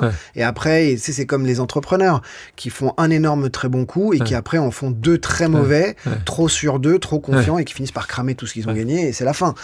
Donc je essayé de faire la fourmi. Scheim, c'était mon histoire. Scheim, c'est le tien, perso. Et d'ailleurs, je n'écoutais personne. Ouais, fais attention, c'est pas trop les filles en ce moment, c'est une période de mecs, c'est le R&B masculin, il n'y a aucune fille. On m'a dit, mais tout. On t'a prévenu. Elle a pas une vraie voix, c'est pas une chanteuse en puissance. Tu vois, je disais, ok, bah, parlez autant que vous voulez. Et c'est pour ça que, en fait, le fait d'hypothéquer ma maison, j'avais de l'argent perso, cash. Boum, tu dis, les gars, c'est pour moi. Sauf que quand ça démarre pas comme tu veux, et tu te dis, bon, les gars... J'ai pas eu raison. Bah, je lâche pas l'affaire comme ça, hein. Mais je commence à me dire, t'as peut-être été un peu trop confiant, tu vois. Et puis, je me dis, mais en fait, je pense qu'il faut qu'on la voie, on l'a peut-être pas assez montré. La musique sur Scheim, ça suffit pas. Il faut la musique il faut qu'on voit son sourire, il faut qu'on voit son charisme, sa rage au ventre et tout. Et là, tu mets un peu plus d'argent. Non, en fait, on décide, parce qu'à l'époque, on sortait un titre, on voyait comment ça se passait, on faisait le clip après. Et puis si jamais ça se passait pas très bien, on en sortait une autre, et une fois que ça marchait, boum, on faisait le clip du truc. Et ça, je trouvais ça un peu moyen comme idée. Donc là, tu commences par le clip. Bah, on se dit, on va faire un clip, et on va tout mettre sur ce putain de truc, il faut qu'on la voie, il faut qu'on voit son charisme et tout, et de toute façon, moi, il est hors de question qu'on se prenne un mur. Je sais. C'est comme si je me disais, mais je sais que ça doit marcher, pourquoi ça marche pas ? Et on pousse, et on retravaille certains titres de l'album, et on fait le visuel. Et là, tranquillement, ça commence à décanter. Tu vois, on sentait que les gens commençaient à connecter avec elle. Et puis, pour te la faire courte, on a continué à travailler fort pendant plusieurs mois. Et à un moment donné, boum, ça monte. Ça a pété. Fort. Et là, tu dis... Non, même pas. J'adore gagner en équipe. Scheim, pendant un moment, elle a douté de toi, de... Faudrait lui demander, mais non, je crois pas. Elle me faisait confiance. Non, bien sûr qu'on en parlait beaucoup. Elle savait. Déjà, pour elle, c'était déjà extraordinaire d'avoir une équipe. Enfin, ça termine à combien quand il faisait? C'est combien d'albums vendus? Chaim, le premier, c'est 500 000. Le deuxième, c'est 400 000. Donc tu l'as produit 3 comme ça. 3 millions d'albums vendus en carrière. Je sais pas combien de billets. Et toujours toi producteur à chaque fois? Je suis encore aujourd'hui. T'es toujours producteur. En fait, on forme une équipe aujourd'hui. C'est comme tu dis, c'est la famille. C'est la famille, c'est la petite sœur. Justement, dans les autres choses que tu peux faire, parce que là, on a compris que tu prends, et c'est aussi pour ça, à mon avis, que tu as pu plus facilement abandonner une carrière d'interprète, ou en tout cas le mettre entre parenthèses, parce qu'on a vu qu'au fil des années 2010, et encore aujourd'hui avec ton dernier projet, tu continues à avoir des projets, en tout cas là, personnels. Donc là, il y a certainement ce moment où tu deviens un producteur à succès, parce que quand on produit une artiste qui vend des centaines de milliers, il faut bien comprendre. Et qui devient une icône d'une génération en France, quoi. Et ça n'arrive pas tous les mois, hein, c'est rare. Et puis ce type de montant-là, il faut bien que les gens se comprennent. Ça n'arrive jamais ou quasiment jamais. C'est rarissime de vendre plus de 100 000 albums, parce que c'est ce qu'on appelle les albums de platine, ce qui est quand même rarissime. Donc ça se passe. Quels sont les autres projets? Parce que toi, je sais que tu touches à plein de choses. Donc raconte-nous un peu, qu'est-ce qui s'est passé dans toutes ces années, toi, depuis qu'ils ont continué sur la production? Qu'est-ce que tu as fait? Qu'est-ce que tu as tenté? L'hôtellerie, la restauration. Oui, j'ai eu des histoires formidables. Et puis il y en a, voilà. Et tout ne s'est pas passé comme tu imaginais. Non, mais quand je dis formidable, c'est formidable dans l'autre sens. C'est-à-dire à peu près tout ce que j'ai touché en dehors des arts. Musique, de l'art, t'as raison. C'est révélé être une catastrophe. Non, mais je le dis en rigolant parce que c'est pour ça que je dis, j'ai quand même beaucoup plus foiré de choses que j'en ai réussi, et je pense que tout entrepreneur honnête dit la même. Bah oui, au prorata, je veux dire, on réussit 3 trucs sur 10, mais les 7 trucs qu'on a ratés, quelque part, nous ont apporté quelque chose pour les 3 trucs qu'on a réussi. Mais oui, les clubs, les restos à Miami, c'est une longue liste. Quand tu rentres à Montréal 2017-2008, les gens continuent. À quel moment tu as senti qu'on te reconnaissait moins, que je commence à retrouver l'anonymat, l'anonymat que tu recherchais? Est-ce que tu étais obligé de continuer à mettre une casquette? C'était vraiment plus tard, tu vois. C'était 2012, 2013. 5 ans après. Ouais. Comme je dis, je continuais à faire des projets que je sortais, comme si... Ouais. Mais que je faisais exprès de faire des projets qui étaient personnels, sans jamais réfléchir à quoi que ce soit, à savoir si ça peut marcher. J'avais envie de faire un projet en anglais, je fais un projet en anglais. J'avais envie de faire un projet électro, je fais un projet électro. Et je pense que les gens ont... Donc en fait, et puis surtout, on entendait parler de moi, puisqu'on entendait que j'étais le producteur de Chaim, que j'avais monté des labels avec Warner, avec Universal. Enfin, j'ai fait énormément de choses. Mais physiquement aussi, t'as changé. Mais dans mon sens, c'est que t'as plus cette montre. J'ai une montre de golf.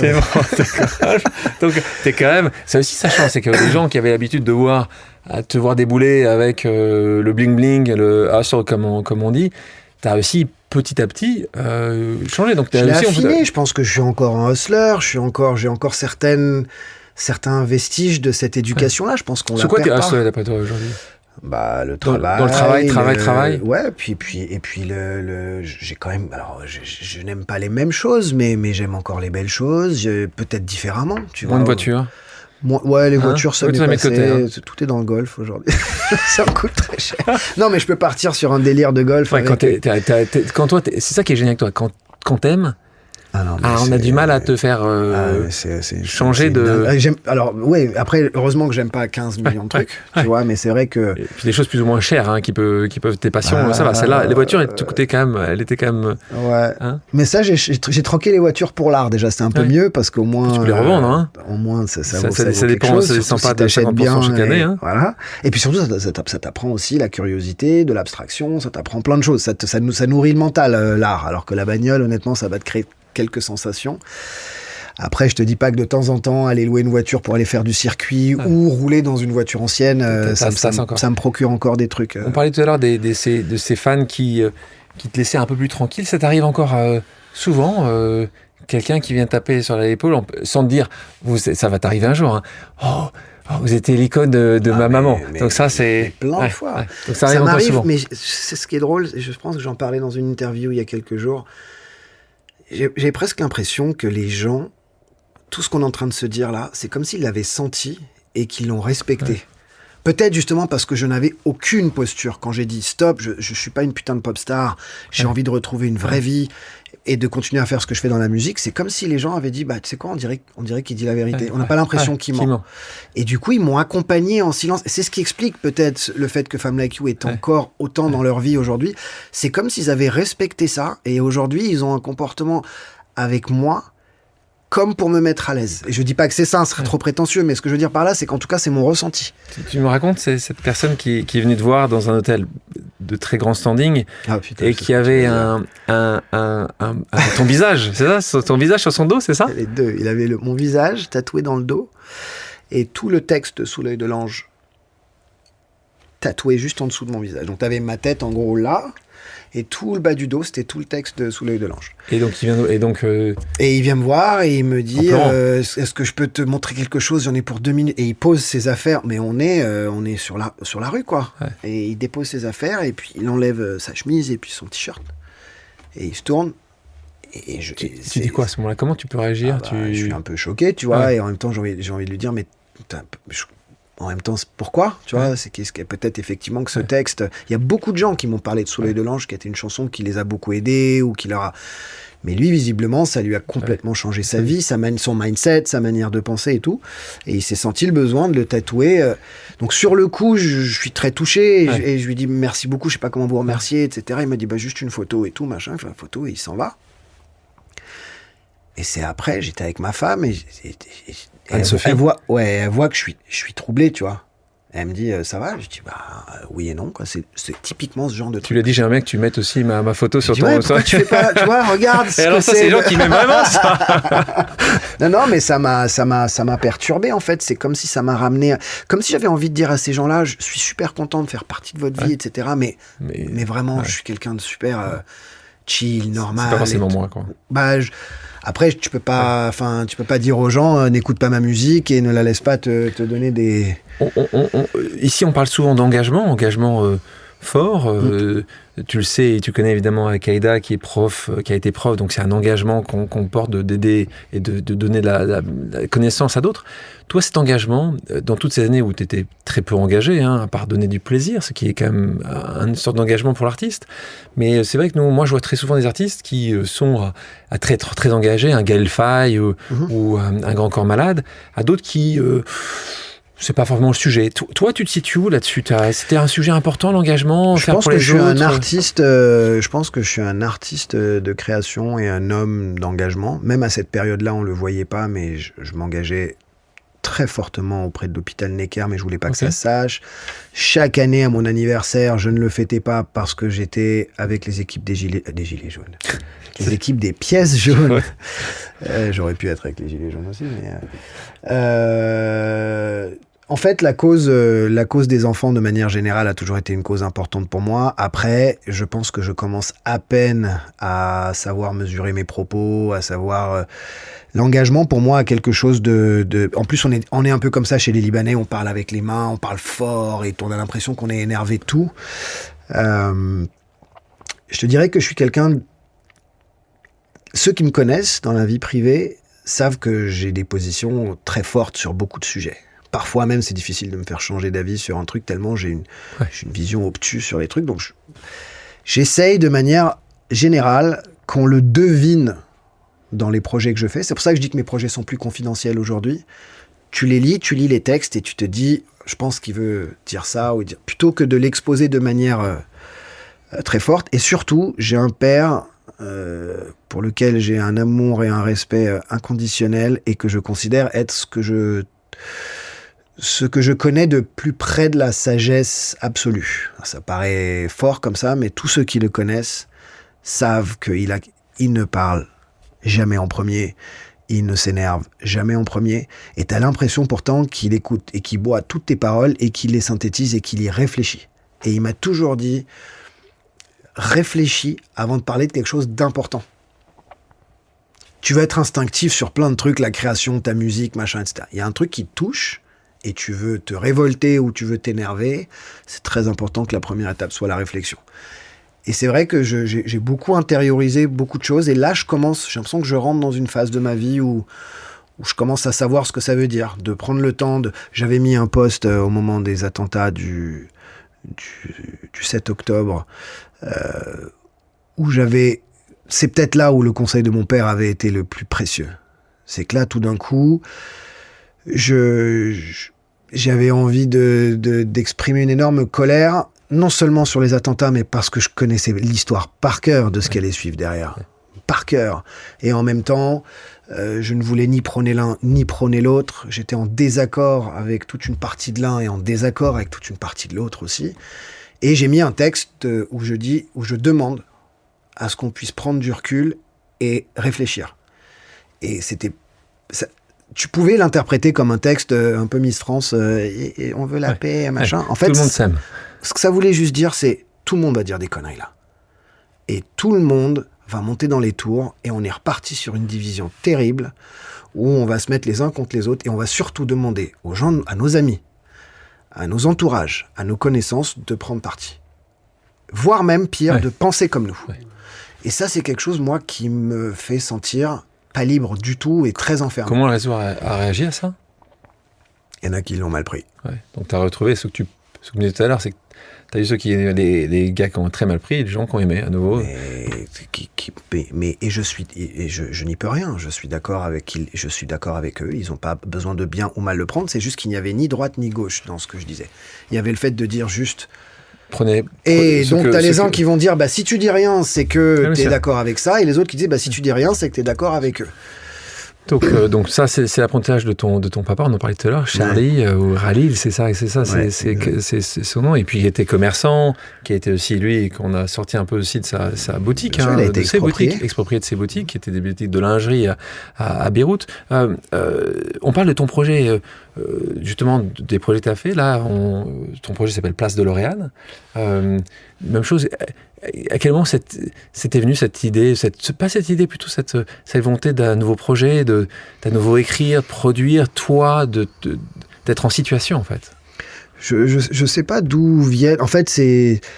Tu parlais de Gaïa, tu parlais de plein de choses que je vivais en ce moment. Le fait d'avoir justement peut-être plus envie de chanter que de rapper. J'avais envie de poser ma voix différemment. J'écoute beaucoup de musique électronique ces dernières années avec des albums ultra inspirants. Et puis peut-être aussi, c'est que j'ai réalisé pendant la tournée j'avais fait la tournée des 20 ans de Femme Like You, où j'étais parti pour faire, je me suis dit, je vais faire 7-8 dates pour retrouver un peu le public. J'en ai fait 50. Et c'est la première fois de ma carrière où j'ai l'impression que j'ai pas de pression, que j'ai pas de stress, que j'ai pas d'enjeu et que je peux faire de la musique avec les gens de manière généreuse. C'est facile de faire de la musique égoïste chez toi, tout seul, comme j'ai toujours fait après cette période où je décide d'arrêter. Et là, je me suis dit, mais attends, il y a 40 000 personnes devant toi. Et à aucun moment, je me suis senti comme une pop star, légère. T'étais bien. J'étais bien. J'ai trouvé que j'avais un équilibre. Et ça m'a donné envie de retourner au studio en me disant, peut-être qu'on peut aussi faire un projet qui va nous ramener sur scène. Donc, Place de L'Oréal a été pensée pour aller jouer ça sur scène. Parce que s'il y a un truc qui m'a manqué dans cette longue période où je considère que je suis encore dans l'ombre aujourd'hui, même si je sors encore des projets, je suis encore un artiste de l'ombre. Mais le seul truc qui manque de cette période folle de 2004 à 2007, c'est la scène. Ça, c'est quelque chose... donc j'ai même continué, je mettais même des clauses sur certains contrats qu'ils n'avaient pas le droit de faire de promo sur le fait que je fasse un concert et tout, juste pour que ça reste maîtrisé au maximum et que je puisse préserver cet anonymat que j'ai mis quand même près de 10 ans à retrouver. Et cet équilibre de vie, le fait de pouvoir permettre à ma famille, à mes enfants d'évoluer avec ma carrière, mais sans qu'il y ait d'impact sur eux, sur leur vie personnelle. Et là, j'ai senti que sans mettre ni de clause dans des contrats ou quoi ou qu'est-ce, je sais pas pourquoi, c'est mon instinct qui me disait, là, je pense que j'ai atteint un certain niveau de maturité, mon public aussi, que je peux faire de la musique maintenant sans rentrer dans le système, sans pousser le truc pour avoir des scores. Ça y est, les scores, je les ai faits. Je suis très content de ce que j'ai fait, donc je cherche plus le score aujourd'hui. Ce que je cherche, c'est proposer des choses différentes aux gens, montrer aux autres artistes qu'on peut prendre des risques, qu'on peut ne rien s'interdire. Et... C'est cet alignement que tu cherches, quoi. Cet alignement je pense. Du moins, c'est super cool de pouvoir le faire. Là-dessus aussi, puisque tu nous dis chanter, plutôt crapé. J'ai envie d'entendre quelque chose. Tu t'en souviens comme des textes de Place de l'Oriane? Oui, ça dépend de... Ah, bosse alors. Ça veut dire, qu'est-ce que je peux... celle que tu préfères, celle que tu as envie, celle que tu as envie de nous donner. Moi, j'ai envie que tu vois justement que les gens qui nous écoutent... Tiens, je vais avoir le même problème là. Alors, oh putain, là, ça m'ennuie là. Tu veux que je te fasse le prompteur? Non, mais attends, faut juste que je retrouve comment commence par exemple Cœur pyromane. Je te fais le refrain alors. Vas-y. Ça fait... Si demain je meurs, est-ce que tu te rappelleras que je n'ai jamais eu peur de rire et de pleurer dans tes bras? C'était pour qui quand t'écris ça? Ma fille. Ta fille? Donc toi, il y a un gros sujet où t'as ton petit Paul, qui est ton grand Paul maintenant, et ta petite Gaïa qui grandit. Moi, je t'ai vu, je vous ai vu avec ton épouse Anne-Sophie, avec eux. Je vois un amour inconditionnel, là. J'ai l'impression que toi, tu parles de gars, mais c'est la même chose avec Paul. J'ai l'impression que ils vont... Paul était d'ailleurs sur un de mes projets que j'avais fait, où il a sa voix sur une de mes chansons. Mon point, c'est que j'ai l'impression quand même... Ils vont pouvoir demander quand même pas mal de choses. J'ai dit, je pense que tu vas quand même accepter beaucoup de choses. J'accepte beaucoup de choses. Heureusement que j'ai une femme forte, avec un très gros caractère, qui a les épaules extrêmement solides, parce que c'est souvent elle qui... C'est elle le bad cop, hein. Plus pareil sur un sujet. Hein. Sur certains sujets, elle me laisse bien tout seul quand même, mais la majorité des sujets, c'est elle qui vient resserrer la vis parce que... Tu déconnes, Cyril, tu veux pas accepter ça. Ouais. On va continuer et on arrive à la fin de notre discussion avec une autre pause, et c'est une autre pause familiale. On vient d'en parler, une question de ta femme. Ah. Hello chérie, petite question. J'aimerais savoir ce que tu aimerais que nos enfants gardent de toi comme souvenir. Putain. Non pas le côté artiste, etc., mais vraiment d'un point de vue humain, notamment par rapport aux valeurs. Voilà, qu'est-ce qui pour toi serait le plus important qu'ils aient comme souvenir de leur père? Ah, ma chérie, ça. Trop mignon. C'est une super question. S'il devait garder quelque chose, le souvenir. J'aimerais qu'il garde... C'est pas facile comme question. J'aimerais qu'il garde un souvenir de l'homme libre que j'ai toujours cherché à être. Parce que je pense que ça fonctionne dans tous les domaines qui nous passionnent, dans les domaines qui nous font peur, dans les domaines qui nous obligent à réfléchir pour prendre des décisions. Est-ce qu'on va à droite? Est-ce qu'on va à gauche? Est-ce qu'on a besoin d'argent pour être libre, d'après toi? Non, mais absolument pas. J'ai rencontré des gens... Tu sais, si j'avais pas fait ça, je pense que j'aurais fait une carrière soit dans la finance, soit dans le droit. Et je me serais retiré à 45 ans. Tu avais arrêté les études comme ça, ça aurait été un peu compliqué. Mes avocats m'ont dit que j'aurais pu y arriver tellement ça m'intéressait, tellement Non, mais ce que je veux dire par là, c'est que le fait de se retirer, de pouvoir profiter... On doit tous travailler, on doit faire grandir nos enfants, leur donner à manger, les envoyer à l'école, il faut qu'on travaille. Mais j'ai toujours eu ce truc de me dire, il n'en faut pas plus qu'il n'en faut. Et 2, il doit y avoir un moment où on n'est plus otage de ce cercle. Un peu comme ce que je te disais sur la musique. Et je sais pas pourquoi je me suis toujours vu me retirer assez tôt, quelque part à la campagne, dans une petite maison qui n'a pas besoin d'être si formidable que ça. À côté d'un golf, quand même. Ouais, faut pas qu'elle soit trop loin d'un golf, quand même. Et tu sais, les clubs, ça dure longtemps. Donc, t'as même plus besoin de beaucoup d'argent après, une fois que t'as acheté tes 18 séries. Non, mais tu vois, la liberté, c'est aussi de s'affranchir de plein de choses. Tu peux pas t'imaginer, je pense que tu le sais et que tu dois en avoir beaucoup autour de toi. Mais tu sais, quand on arrive à ces âges, 40, 45, 50 ans, et qu'on voit ces types qu'on connaît, et on a l'impression que they're chasing. Et t'as presque envie de lui dire, mais mec... Tu cours après quoi, ça? Ouais, et jusqu'à quand? Et combien? Non, mais parce que t'as un chiffre, je sais pas, il parle d'argent. Et tu te dis, mais à quel moment tu vas pouvoir... Ok, t'as travaillé, t'as investi cet argent, t'as un peu de quoi vivre. À quel moment tu profites de ta liberté? Donc c'est quoi ton pourquoi? Parce que là, c'est ce que tu es en train de dire, toi. C'est quoi ton pourquoi? Tu as trouvé ton pourquoi? Pourquoi t'es là? Je sais pas si je l'ai trouvé, mais oui, je cherche cet équilibre où je n'ai plus de raison valable de faire les choses. Je l'ai fait pour moi, je l'ai fait parce que j'ai fait attention à mon argent. Mais ça, il faut de l'argent pour ça. Pas nécessairement. Ça aide quand même. Mais bien sûr. Mais cet argent-là, à un moment donné, tu fais quoi? Tu le gagnes, tu le crames. T'as des gens... Le fait, déjà... Moi, je suis passé de beaucoup d'argent à réaliser, en fait, que si je fais le compte, vraiment, à part des bagnoles, des machins, des ci, des ça, t'as besoin... grande partie de cet argent... Je l'ai utilisé pour des choses qui n'ont pas marché, pour des choses qui ont servi aux autres, etc. Je ne suis pas en train de faire le discours du mécène. Ce que je dis juste, c'est que fondamentalement, tu regardes ma vie avant les très gros succès, après les très gros succès, etc. On a tous un espèce de minimum qu'il ne faut jamais chiffrer parce que c'est toujours vulgaire pour l'un ou pour l'autre, mais un espèce de minimum de confort en fonction de ce qu'on a connu et en fonction de ce qu'on a pu gagner, etc., qui suffit. Et c'est le fait de réaliser ça, c'est aussi une première étape vers la liberté. Bah, moi, oui, c'est de ne manquer de rien, que mes enfants puissent avoir ce qu'il faut, pas trop. L'idée, c'est pas non plus je suis pas dans ce truc il faut leur... je veux qu'ils puissent avoir aussi leur vie, on sera là pour pouvoir les aider, leur donner un coup de pouce, mais il faut qu'ils se débrouillent, il faut qu'ils y arrivent et qu'ils aient envie. Absolument. Toi, tu dis souvent, tu parles de hustler, donc en français, c'est... Quelqu'un qui c'est entre la rage et la volonté, c'est d'y aller. Ouais, la gagne, le fait d'avoir envie, mais la gagne. Tu penses que l'argent peut vraiment limiter cette rage? Ah, je pense complètement, moi. Après, pour moi, les exceptions, elles sont dans l'autre sens. On connaît, toi et moi, des héritiers qui viennent de grandes familles et qui travaillent plus dur que des hustlers qu'on connaît. C'est quand même... C'est moins le cas. C'est moins le cas. Cyril, on termine par 2 questions. La première, c'est qui tu aimerais avoir ici, écouter dans le futur, que j'invite ici, qui prenne ta place maintenant que tu as vécu ce moment, j'espère, qui s'est bien passé avec moi. Si c'est très bien passé. Qui j'aimerais que tu reçoives ici? T'as des questions. Parfois, il faut réfléchir. Non, mais elles sont vraiment bien, de réfléchir. Quand elles te tombent dessus comme ça, il faut réfléchir. Il y a 2 personnes qui viennent en tête, tu vois, ça n'a rien à voir. C'est Raphaël Quénard et c'est François Hollande.